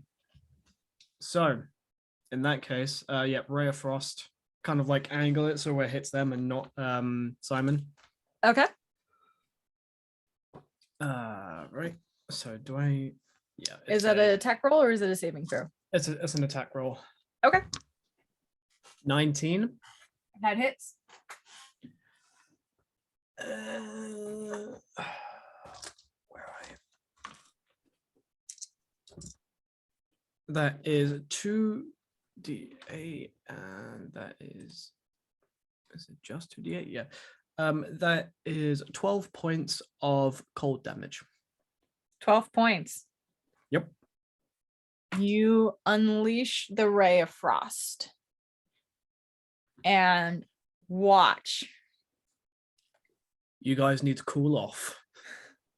Ooh, fuck off, Arnold Schwarzenegger. No. I Freeze them in their tracks. And that seems to be the end of that. You're still hearing that growling, purring sound, however. Let's see. Yeah, Galen, still in his turn, is just quickly going to say to Simon and Elizabeth, is anybody else hearing that? Because that's rather concerning. Yeah, definitely. Because it's next is Elizabeth's turn.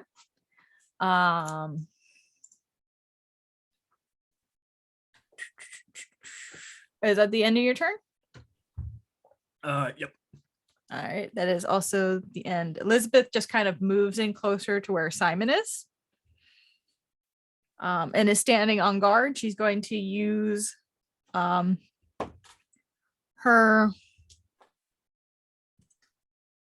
patient defense, or does she not have that yet?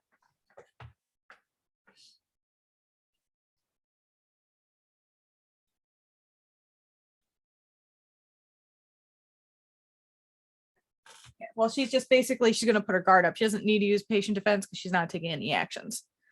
Okay.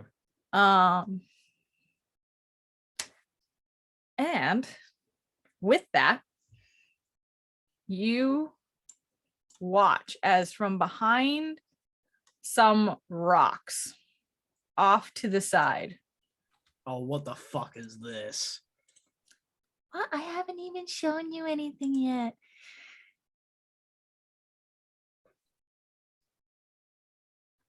Is that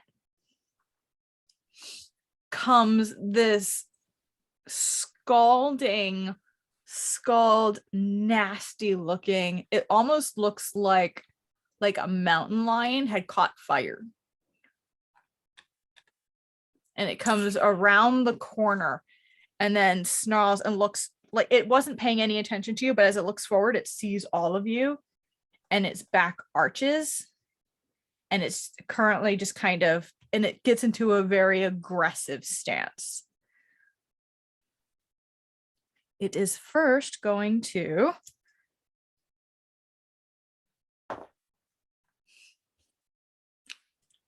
I'm sorry. It's coming for you. Okay. He runs up. I actually printed this one out. I forgot.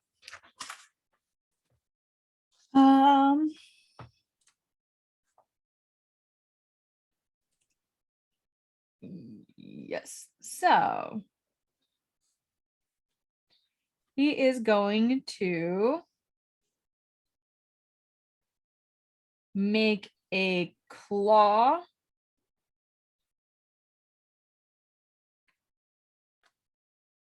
Yeah, he's going to reach out and going to make a swipe out and make a claw attack towards you.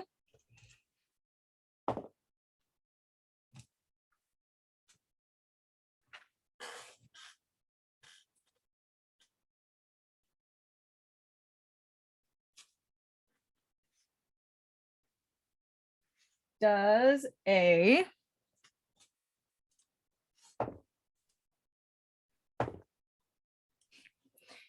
14 hit? A 14 is my AC. Okay, you take.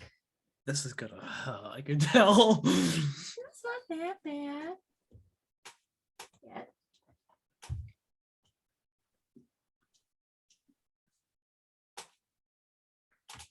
Yeah.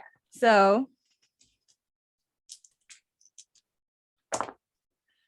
you take 10 points of fire damage. as it rakes right across you. As you try to put your arms up to defend, you can feel them kind of cut into your arms. And then it bites down.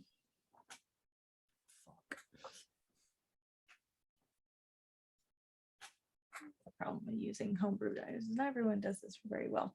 Yeah, so then it's going to bite down towards you as well. Where did I just put that dice? Here it is.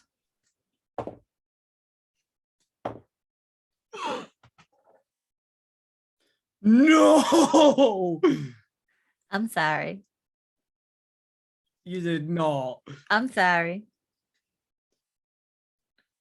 Do you Just want give it me to to me take- straight. Do you want me to take the to picture? I believe you. Just give it to me straight, Doc. So it reaches out and takes a bit of a chunk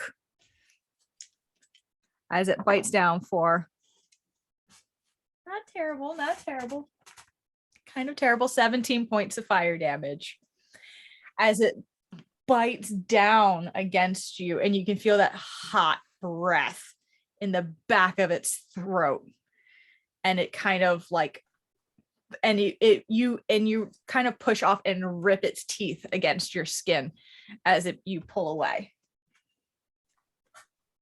And he just kind of tucks around like that. Yeah, then kind of like after the bite, just kind of goes, okay, somebody put down this kitty. Where's the... Ow!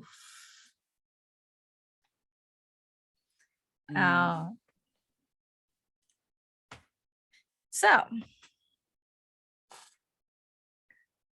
at that, it is now the top of the round. We get to Simon's turn. Simon is going to go. Oh shit. And yeah, how far can he get? As a monk, I'm Speed is sure he can 45. get to So 5, 10, 15, 20, 25. Yeah, he's able to get right up to it and uses his quarterstaff twice. Let's see. Karma, because my digital roller just gave Simon a natural 20. I don't understand. And that is also going to hit. So the first one, I wonder if I can. There we go. Oh, that's cool. All right, all right.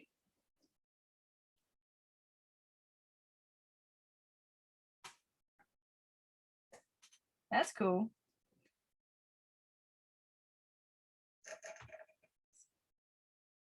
That's the wrong button. And that's the wrong button. And 8.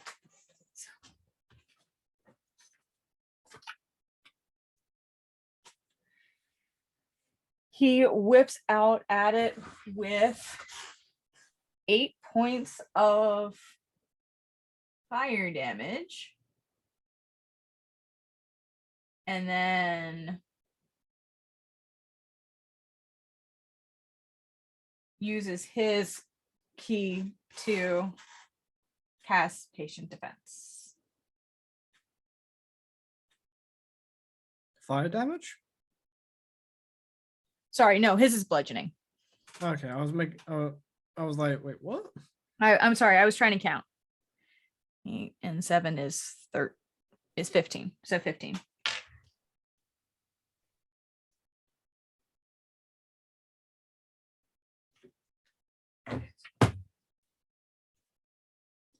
All right.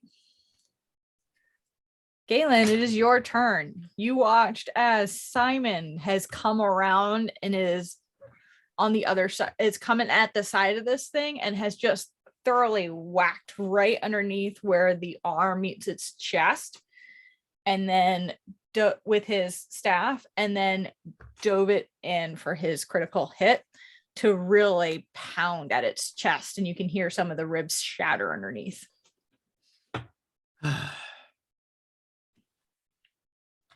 So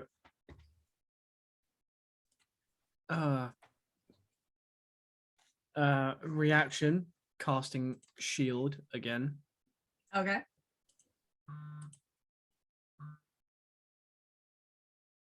Where are you?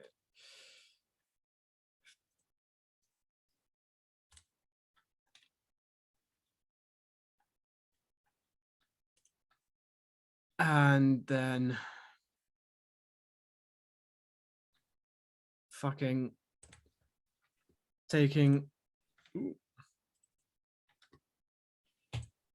a couple of steps this way. All right, it gets an opportunity attack. Mm-hmm.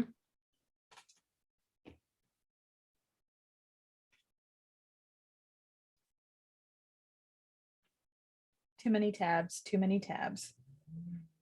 You too many tabs? Never. I'm trying to run a combat.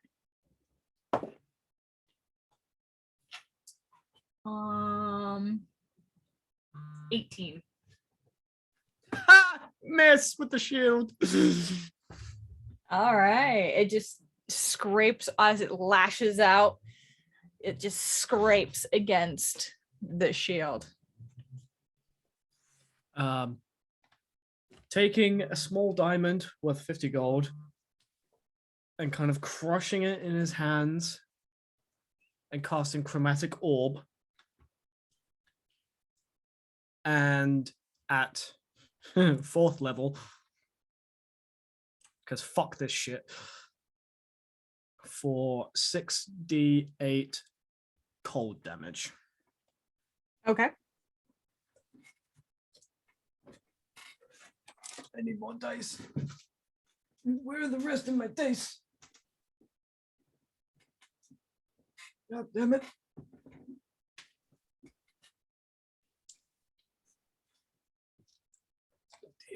D8. D8. Ugh. 68. Okay, cool.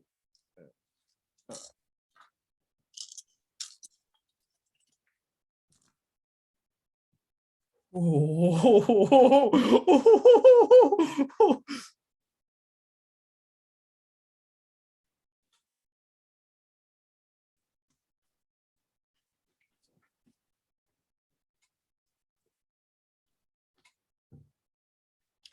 35 points of cold damage. That's tough. Just kind of crushes the diamond through arcane means and shocks this like intense ray of icy blue energy with just a "You're not fucking this up for me." As you unleash it, you watch as that its embers have lost part of its flame, and you can see parts where it's like frozen and kind of creaking as it walks, but it's still standing. And it looks pissed.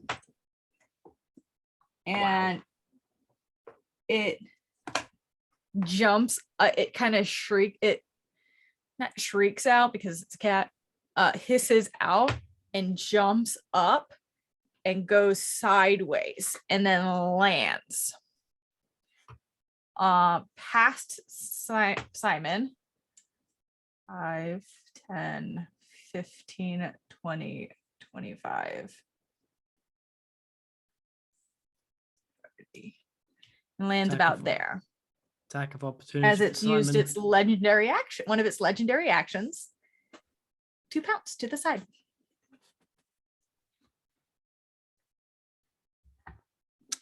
Huh. All right. I'm I'm also going to use my arcane recovery to regain a spell slot. To regain a combined, either fourth or. But yeah, I'm regaining a fourth spell slot. Can you do that without a short rest? I thought arcane recovery required a short rest. Arcane recovery. Once per day when you finish. Nah, my bad. My That's bad. why I'm checking. You need time to do that. Okay. Totally fine. All right. Other than, does Simon get a attack of opportunity? He does not, as this does not evoke one. And he already used one in his turn. Cheeky bugger. All right.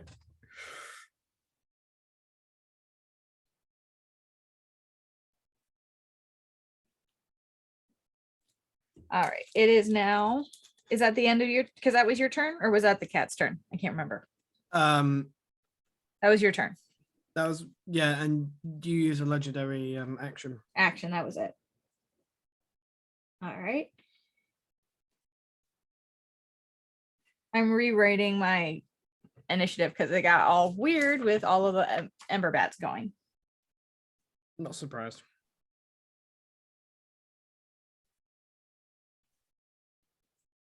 All right. You hear from the same direction the cat came, some running footprints, followed by words in a language you do not understand.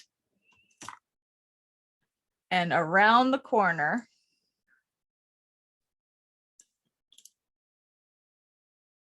pissed as all fuck, comes a much older looking druidic Corvum. One scarred and smoky eye, resting bitch face to the extreme, but oddly familiar despite how many years it has been. Your mother, hardly even noticing you're there, yelling in a language you do not know, and releases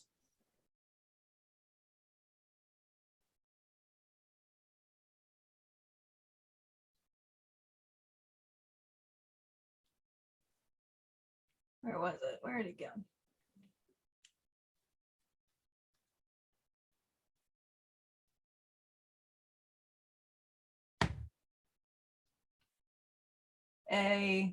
You watch as right underneath where the cat is,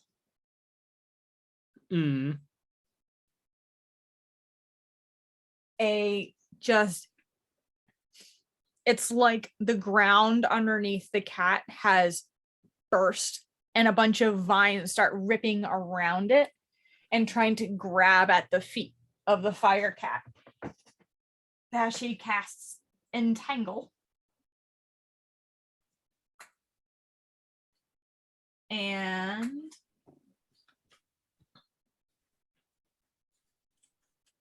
need to make a strength save.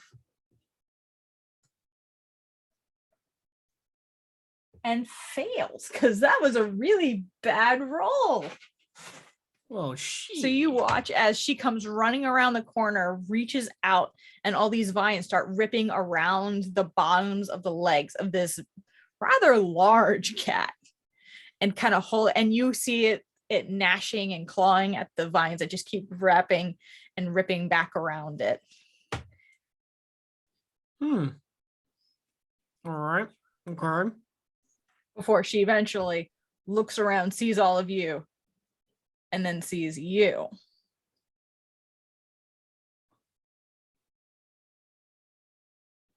Fuck. Hi, Mom. And it is now Lisbeth's turn. Lisbeth was a tiny child. I mean, technically an adult, but not really. But no. When you see an 18-year-old, you're like, okay, she's basically Zinzi's age. I mean, yeah, whenever I see 18-year-olds these days, I'm like, you're a child still. Zinzi's is 5, which makes her technically 18. So that's how you should always see Zinzi's. But yeah, she is like, and just throws a dart at it.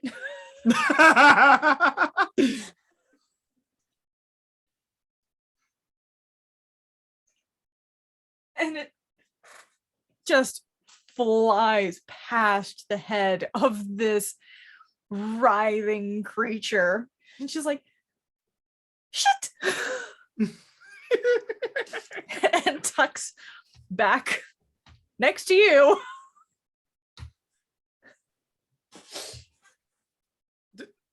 What the? What's that? I don't know. All right. And that is the end of her turn. It is now the fire cat's turn. See if it gets it back because it used it once against your mother. He.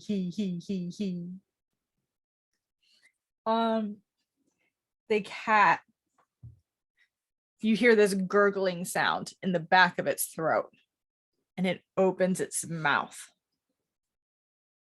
And it starts just spewing fire. I need you and a 20-foot cone. 20. Jesus.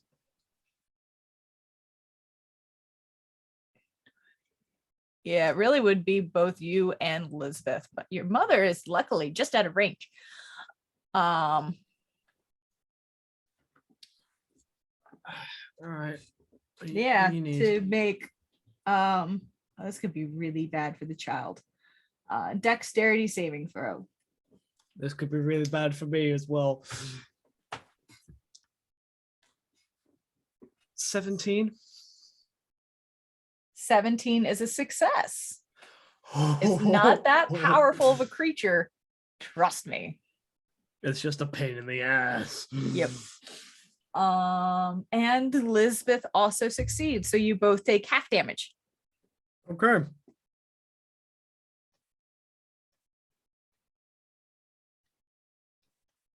But you do not ignite.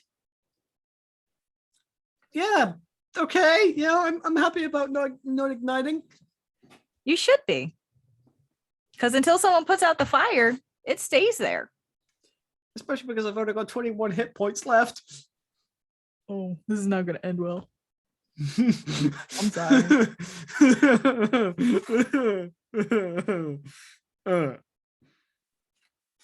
I need one more. But I don't feel like getting up. So we're just going to do this.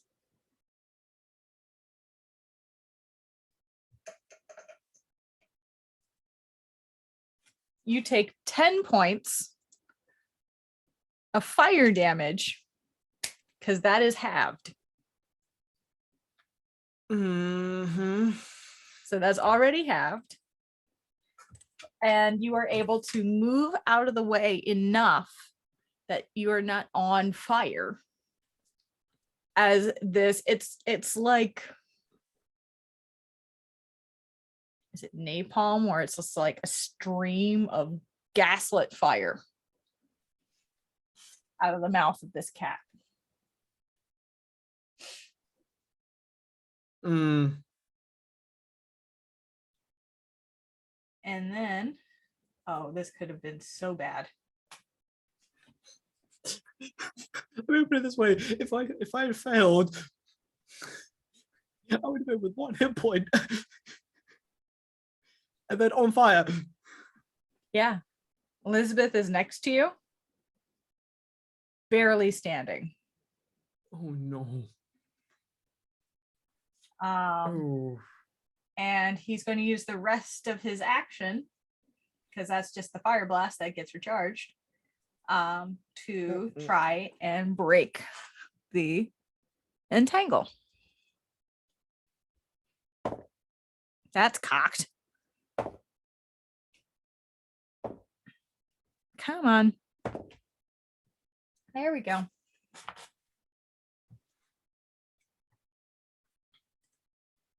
And 2DC. Oh, it does not succeed. Sweet. Yeah, so it's still kind of pulling against the vines. And it just, every time it pulls away, more vines seem to wrap around it. That's Right. useful for you guys. It is now Isn't it top my of the turn? round. Oh, Simon's turn. Yep. Simon is going to once again use his, actually, because of where it's sitting, he's going to use 2 key points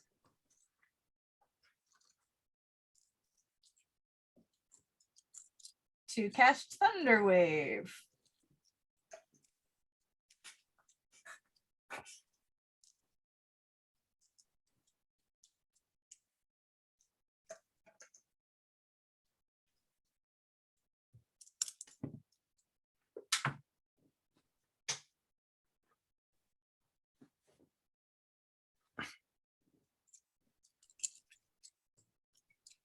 He doesn't have many spells. What the hell is his saving throw? I'm gonna say it's a 15, which means that he barely fails and takes 7 points of damage. This thing is starting to look a little bit more ashy than fiery. Yeah. All right, Galen. Actually, Lightning bolt. before your turn,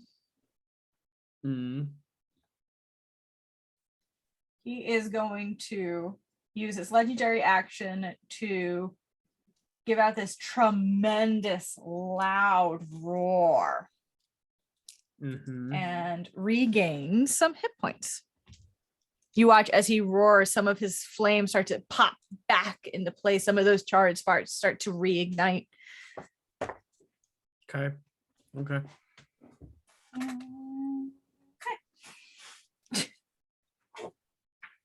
Okay. Still not looking great, but a couple parts seem to reignite. Now it is your turn. Lightning bolt, 3rd level. Is that a save or is that an attack? It's a dex save, but they're restrained, so I'm pretty sure they get a disadvantage. They are considered, let's see, are they considered restrained or grappled? Let me double check that. Because if it's restrained, then it's an automatic hit. I'm pretty sure entangle is restrained, isn't it? Restrained, so it's automatically going to hit. Oh, then it takes a whole whopping 8d6 of damage.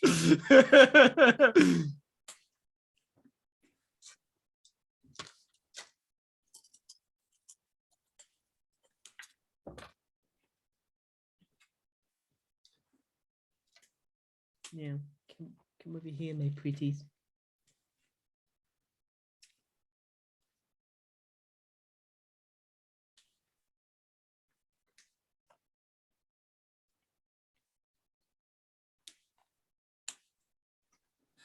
$30 points of lightning damage. How do you want to do this? Yes. Just like just for flavor, because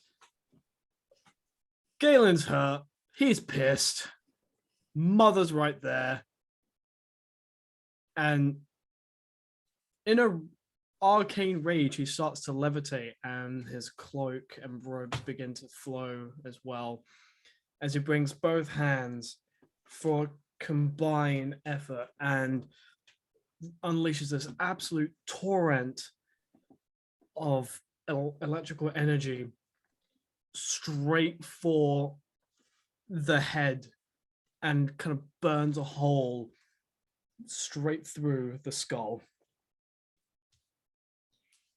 You unleash this burning rage filled lightning bolt and watch it rack through its body, back through its skull. And all of the flames have gone out. Its body is reduced to cinders, and they slowly disappear into dust, as flame is wont to do. The remaining bones sit in a pile on the ground. And you turn around, and standing there is your mother, just staring at you. Levitating down and just turning towards her.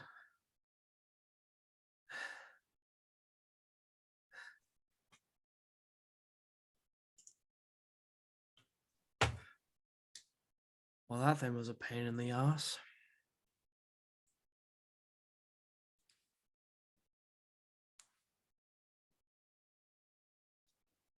She looks around for a moment, and Simon is like totally ignoring both of you, is running over to where Elizabeth is now like fallen to the ground. She's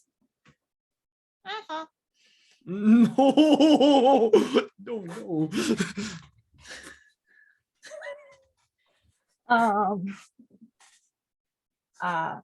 And she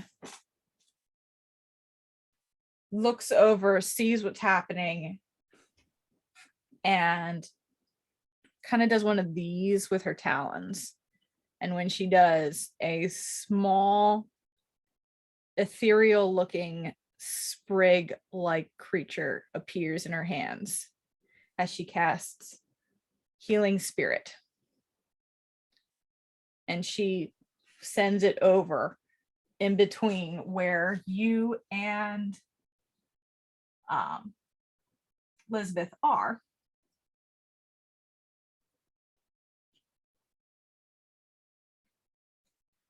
Until the spell ends, whenever you or a creature you can see moves into the spirit space for the first time, you cause the spirit to restore 1d6 health points. So it actually kind of goes through you and your space, and you heal a d6 of health and goes straight to where Elizabeth is and just kind of lingers in her space, so she continues to heal for the next minute.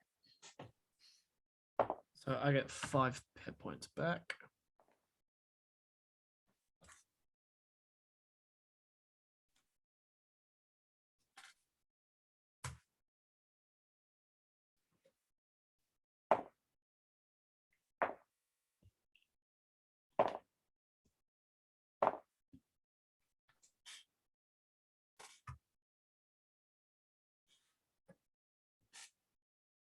And she's just looking at you. Cheese. This is the face of someone who has been actually make an insight check. All right.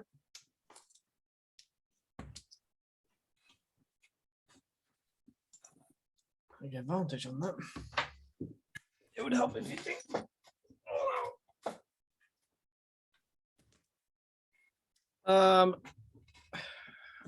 18. 18. Mm-hmm. This is someone who has closed themselves off for a while, and for good reason. And she's seeing that reason that she didn't know was still alive, staring at her. This is not a face that's cracked a smile in a while. And she's still a little untrusting of the situation. But she hasn't taken her eyes off of you. Hi, Mom.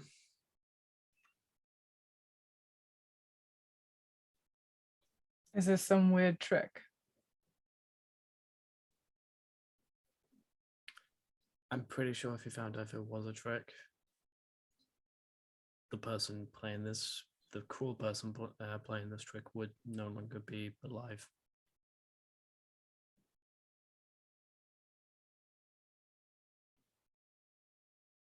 You can see she's holding back tears And it's one of those where she's so worried that as she steps forward, that she's going to wake up. Galen takes 2 very gentle steps towards her.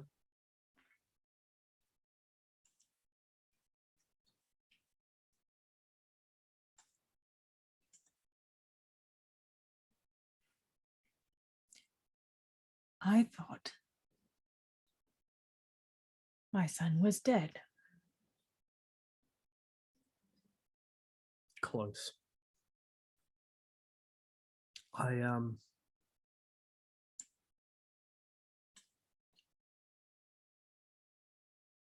coalition took me in. They recognized my intelligence. Thought I could be useful. She just closes that gap and pulls you into the tightest hug you've ever had. And you can feel she is shaking.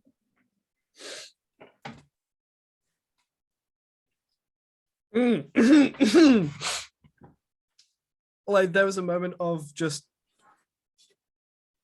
like reluctancy, but he just gives in and completely reciprocates it back. And I thought you were dead. Although you look like you've been through a bit. It's been a long time. Yeah. After a while, she kind of pulls back and and kind of like wipes her face and looks over and sees Simon taking care of the kid, who is looking a lot better. A lot of the areas where her fur had scorched away has, started to pull back in. And she's just like, so it's been a while. What the fuck are you doing here, Simon? And you see him like, I was accosted by your son, and apparently we're here now. Okay. You didn't have to He come. just turns back. like Galen just turns around point blank. You didn't have to come. You could have just told me where to go. If we didn't, you'd probably be dead. Most people are here. Are you okay? Fine. I have to get used to this shit, I guess. This may not heal you, but it'll make you feel better. Sun-kissed. Go cheer her up. And Sun-kissed scrambles over to her. Your mom ends up going over and casting Cure Wounds just to give her that top off of energy. Do I only heal the 1d6? It passed through you, just the one, but how are you looking? 16 out of 50. I am hurting. She will, after she does that, she'll look back, and it's that mom looking up and down my son to make sure he's okay kind of thing. Like he's given off the whole yeah, I'm hurting, but I'm not showing it. As she it's almost like she's walking past you, but she puts a hand on your shoulder and casts heal. Whoa, wow. She Damn. is powerful. Fucking hell. All You right. get the sense that she has been doing this for a very long time. And heal is what, 70? Yeah. So I'm good. Just that moment of ooh. Ooh. Wow, Mom, you've been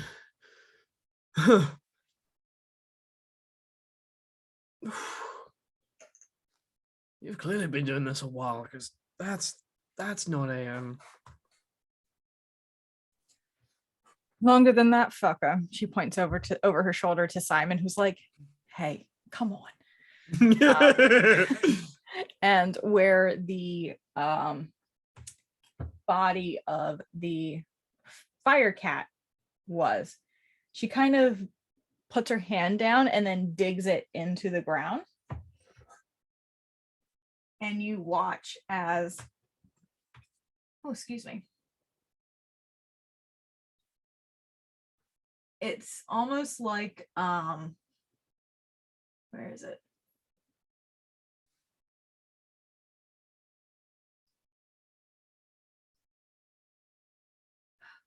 Where did it go? Yeah, she begins to, where the entangle spell was, she reaches into it and it's almost like it starts to grow and reform into the ground, and you're starting to see like little sprouts of grass growing in that spot, in that space. Like the grove is trying to heal, and you know that this is the purpose of the tenders being here, to try and heal the grove as best as they can. And even though it's an uphill battle, they do everything they can. And eventually she turns back around and goes, well, I have a camp nearby. We can go there. And starts leading you towards her camp. I'll definitely follow. Okay. The three of you follow, but Simon and Elizabeth kind of keep their distance. They know this is not a moment they should intrude on. But you're able to ask whatever you want. Talk to your mom for the first time in 20, 25 years. There was definitely a moment of awkward silence at first. And he looks to Mum.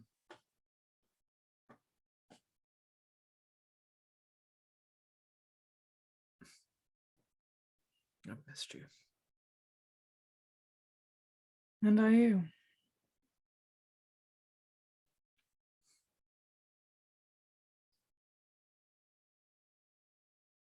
You know, funnily enough, there was this odd Bean running a spa on the back of a very, very large caterpillar. You mean Norma? Mm. It's an interesting character. I haven't met him myself, but I've heard stories. You have no idea. Strangely ominous. If I told you, you wouldn't believe me.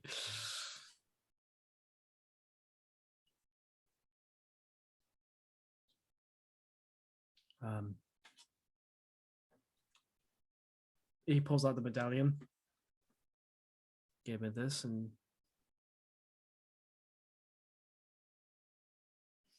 Kind of holds her hand out. passes it over.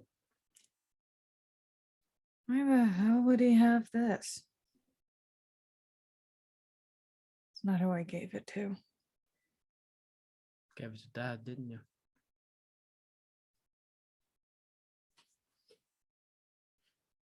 Long time ago.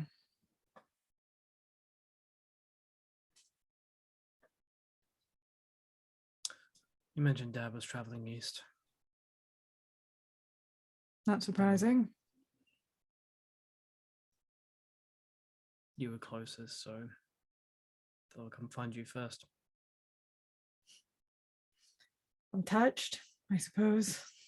I'm not traveling all the way east. That's such a vague fucking direction.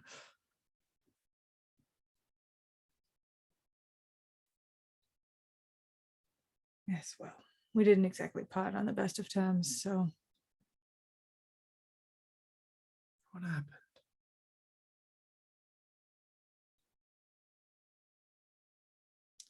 Not everything survives a tragedy. Sometimes people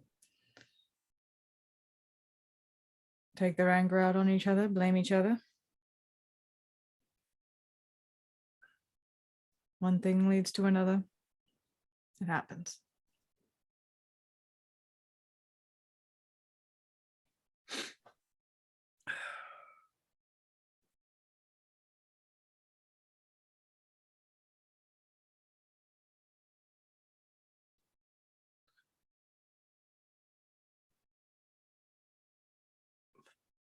Why did you think I was dead?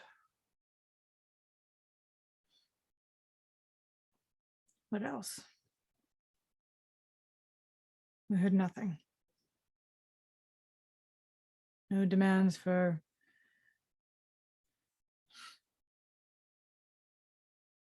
no demands at all. Nothing. Just gone.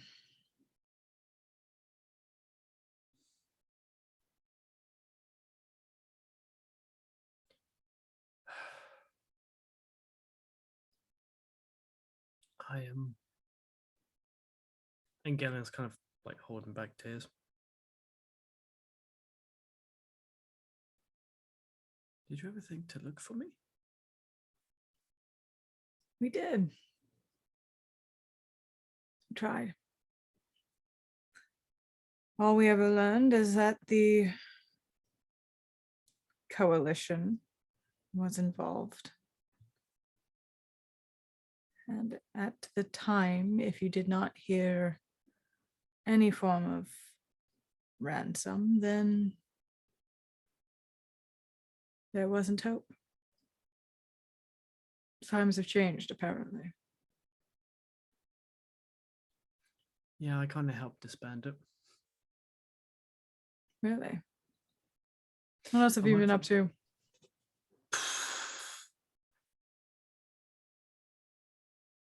I now work for the government.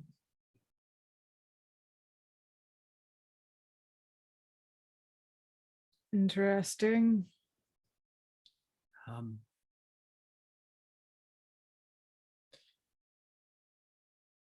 For the sake of brevity, basically Galen regales everything. And then one time I was at my desk and just doing mundane paperwork, checking up on acquisition reports, and you and Dad came into my head, and that's when I decided to take some time away and see if I could try and find you. Just like that. Yeah. She I'm not cracks shy a as- smile, which you haven't seen this whole time. Well, I'm glad you did. I'm glad I was able to find a walking body and not worst case scenario.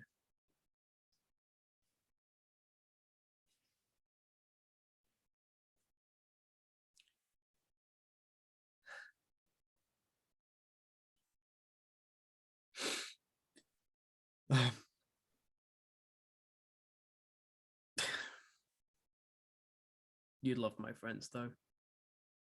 They're an eclectic lot. Have you seen the fuckers I've been traveling with? She like looks over her shoulder towards Simon, who didn't hear it and just happens to look up and go, "What?"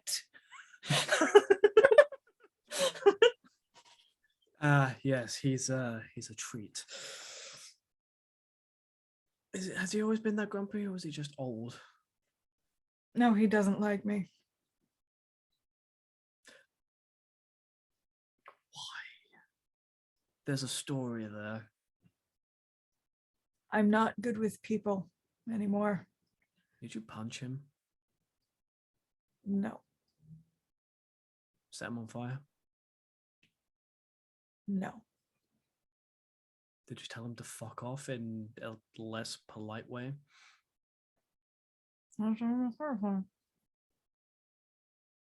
I'm sorry. One more time. I left him in the fire plane. Mom! He was pissing me off. That's still not a... Oh, I brought him back. that's still... How long did you leave him? He had timeout. That doesn't answer my question. How long did you leave him? Only like an hour.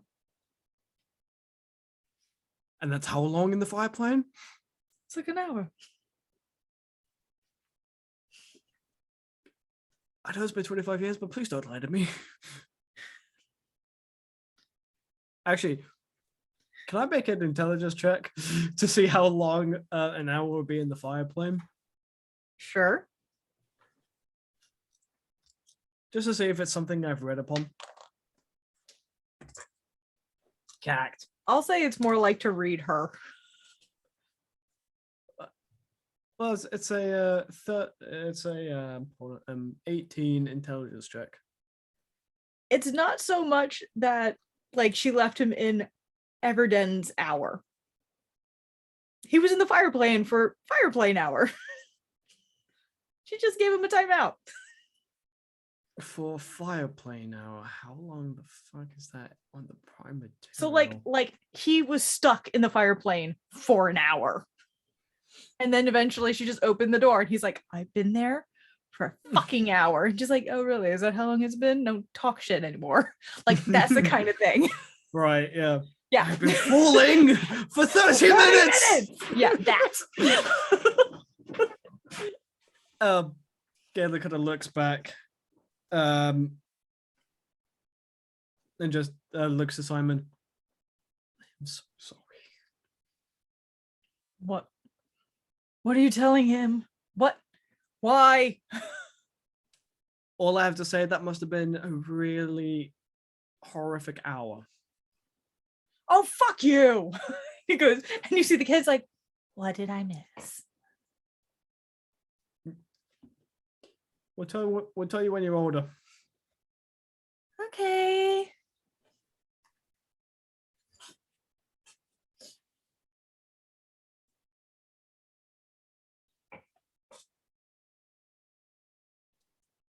But kind of looks to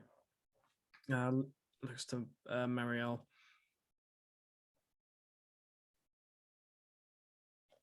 Yeah,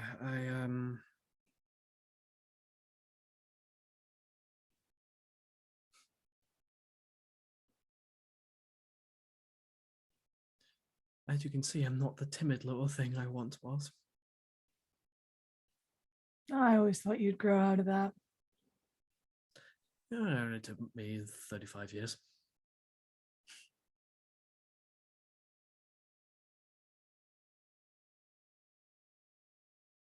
I really have missed you. And I'm sorry we never found you.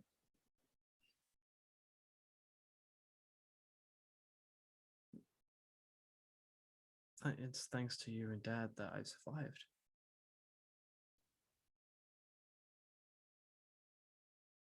Hey, I was young, but I was smart.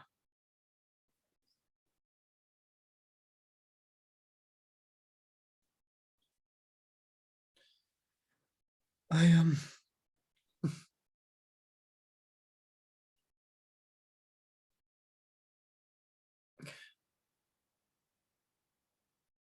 I'll admit I was angry.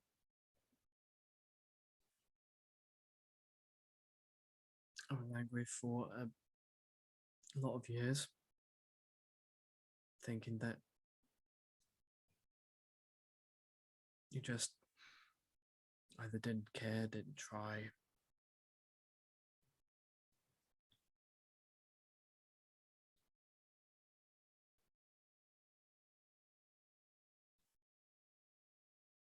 But I'm not angry now.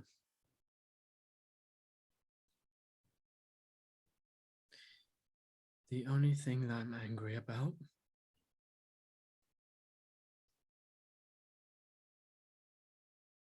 is that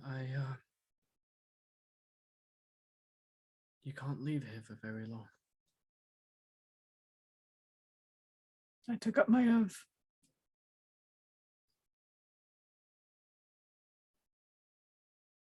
Not when you could just break, is it? No.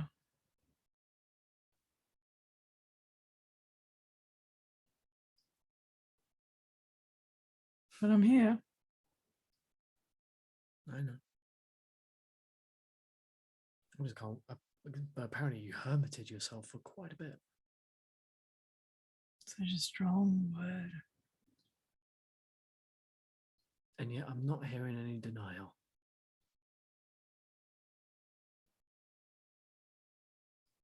I have work to do here. I know.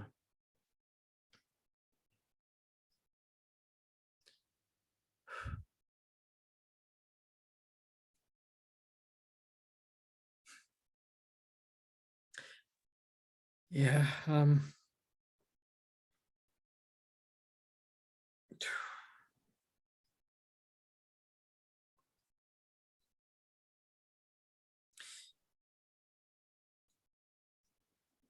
I have work to do as well. I have a lot of peace to maintain. And I have a great rhythm to maintain.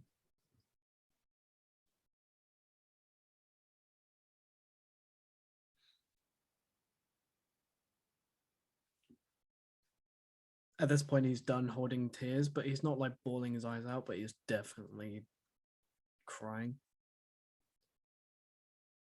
She kind of scooches over closer and that very motherly scoops up your talons in one hand and covers with the others of her own. You know where to find me now. Yeah.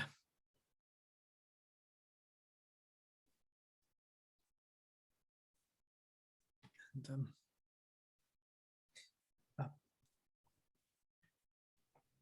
here. And he pulls out a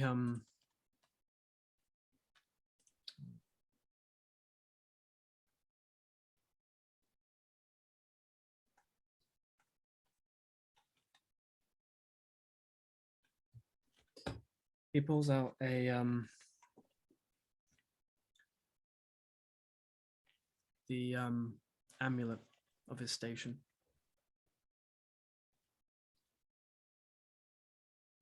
If you need to get to me, just use this. She takes it and gives you the one tender amulet around her neck, which looks similar to the one that you had before. But the edges are completely rounded, and instead of a brass, it's a very tarnished, because of how long it's been on her person, silver. And at the very bottom of it is a green gem. And she gives that to you. Just keep me in mind every now and then. Reach out. I can't say I was expecting this to ever happen.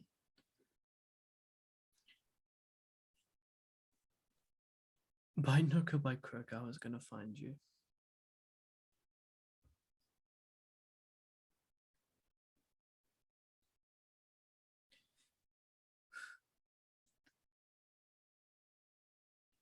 I am.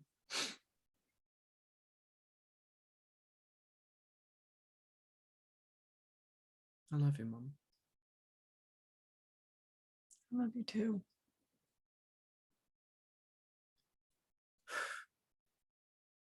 Do you have any inkling my dad is? Any idea?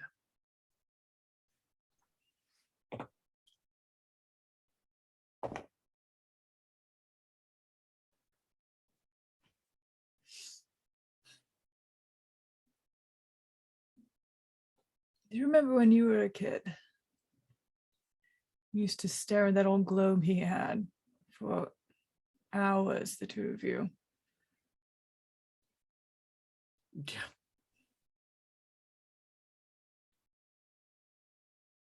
He used to go on and on about seeing anything and everything he could, even if it meant beyond our borders.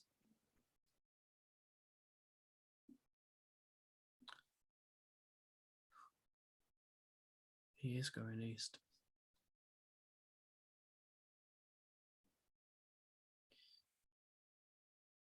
But further than usual. Knowing him, probably wanted to explore past the sea, well, the sea itself.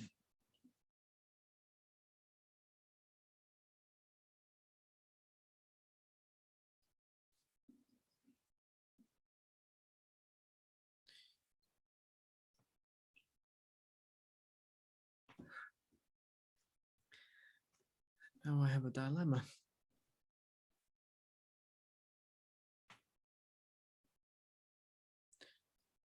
Do I send him a message like I did to you?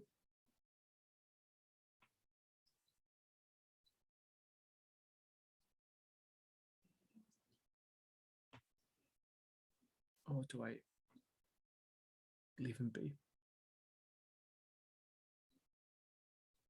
I can't answer that for you.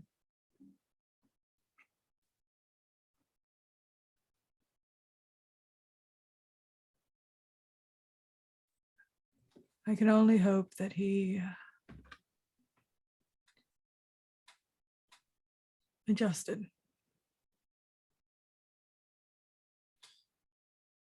If I do this, Mum, I'm going to do it now. Can you be here with me?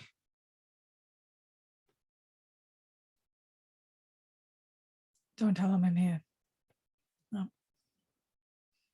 Tell him who's here. Hmm.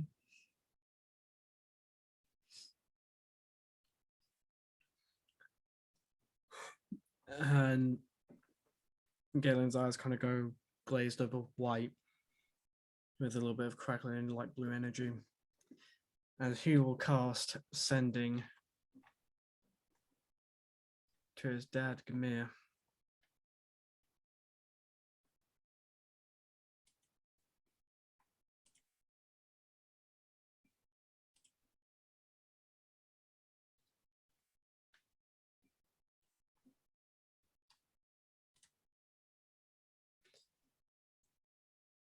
Yeah.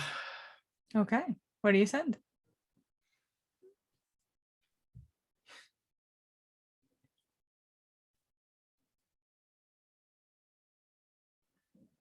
You may not recognize my voice.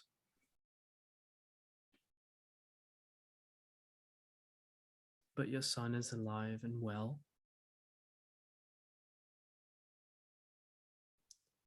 And thriving.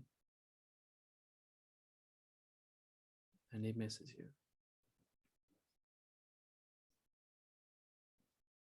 I miss you, Dad. And that's it.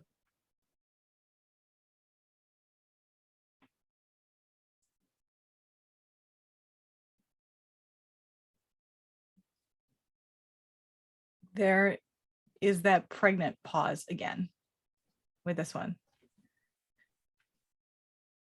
Followed by what seems like a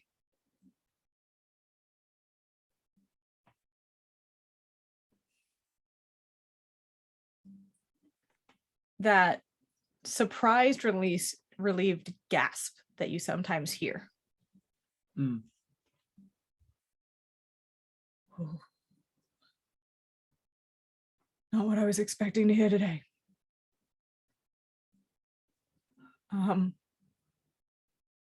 Where?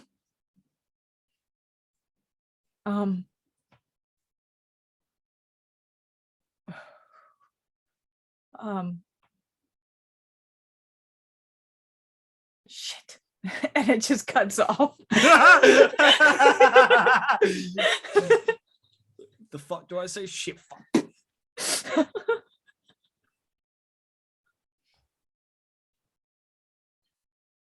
Kind of be like, How many spell slots do you have left? does this technically count as a short rest? As a short rest, yeah. So I will get back 1/3 third level and 1 first level so that I can cast Sending again.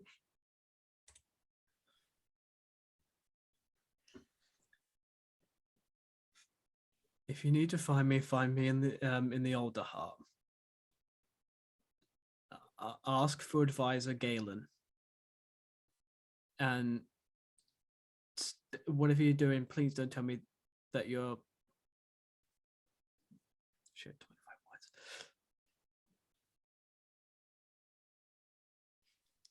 Doing anything important while crying. Yeah. You get back. Alder, advisor. No. I need shit like 6 months. I need like 6 months. And it just like kind of goes on like, and then it's like the message is still connected because it hasn't used up the words, but he's no longer talking to you. It's just like, Jeremiah, we have to Salter's Port. Please, and it cuts off. And just get like there's a moment of pause before Marielle just sees Galen go.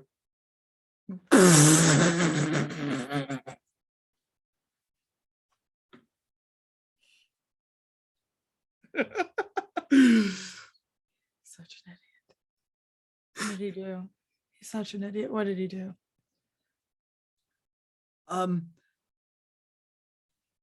You know that moment when you give someone bad news and all they can do is like you don't know if they're talking to you or talking to the ether, but all it is just jumbled up, incoherent thoughts. He's blubbering. That sounds about right. But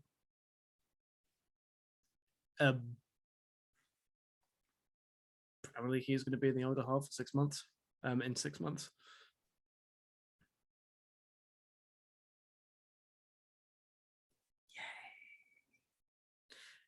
And let me guess, don't tell him where you are. No.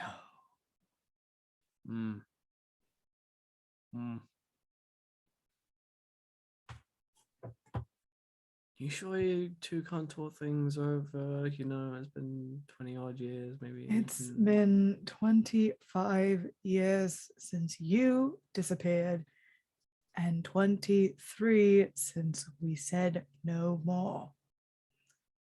It didn't end well.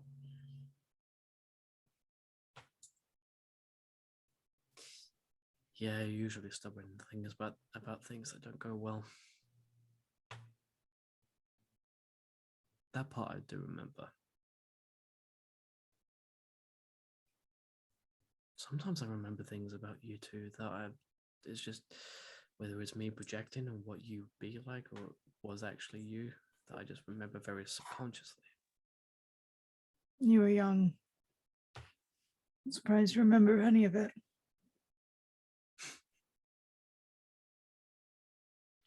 Like I said, I was a smart kid. I know. You can blame Dad for that one. I won't.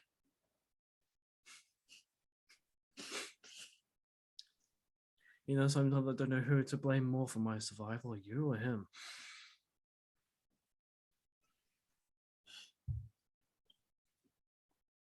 Either way, it's something I appreciate.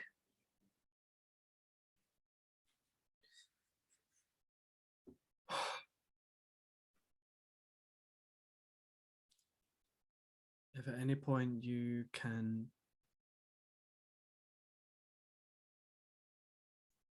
make your way over to Alderheart, you know where to find me. I will. At this point, Simon kind of like has come up and has like now slapped her on the shoulder and goes, and if any point you want to come back to Mosshenge and actually go through some of the ceremonies, she's like, fuck off. Ceremony? She was supposed to be promoted months ago. I don't do paperwork. I'm happy here. It's fine.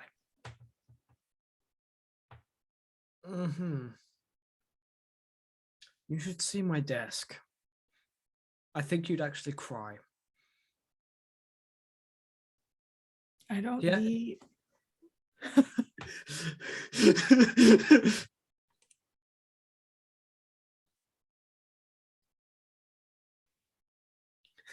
He actually uses prestidigitation to like make a like little projection of how his desk is.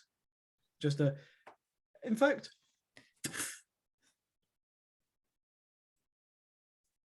No, I don't like that. Says Simon. I don't like that at all. Working for the government.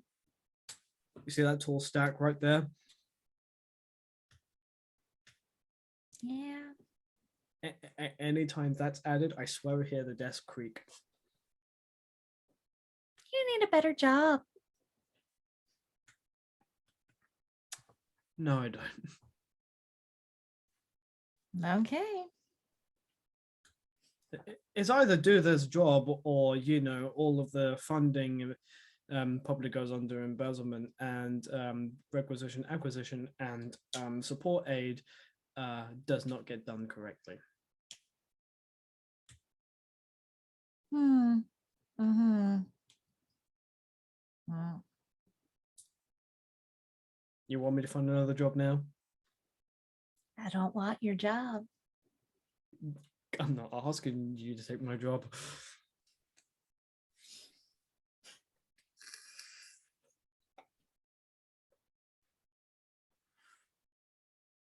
The night has drifted on as you have stayed up talking for hours. It is well into evening at this point. And as you continue to chat, Lisbeth has completely fallen asleep. She's just conked out. Simon is not far behind her. And you're able to enjoy those last precious few hours with your mom before it's time to turn it in for the night.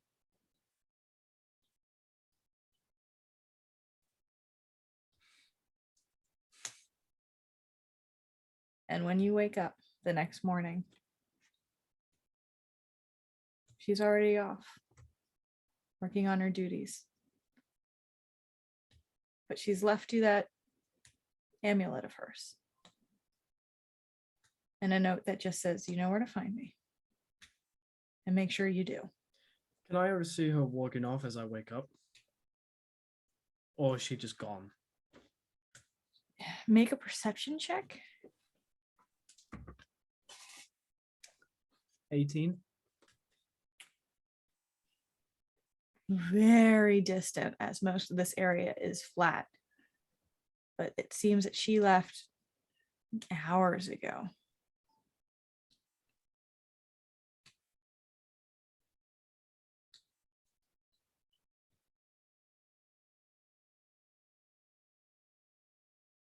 Doesn't say why, just picks up the amulet.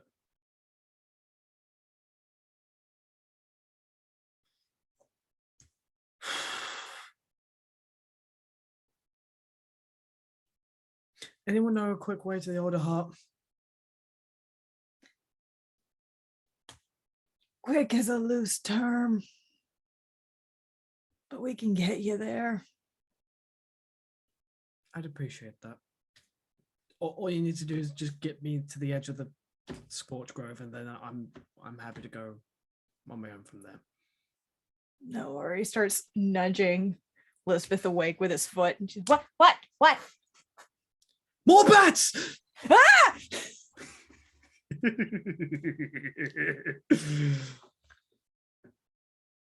don't know if I like you. Get in line.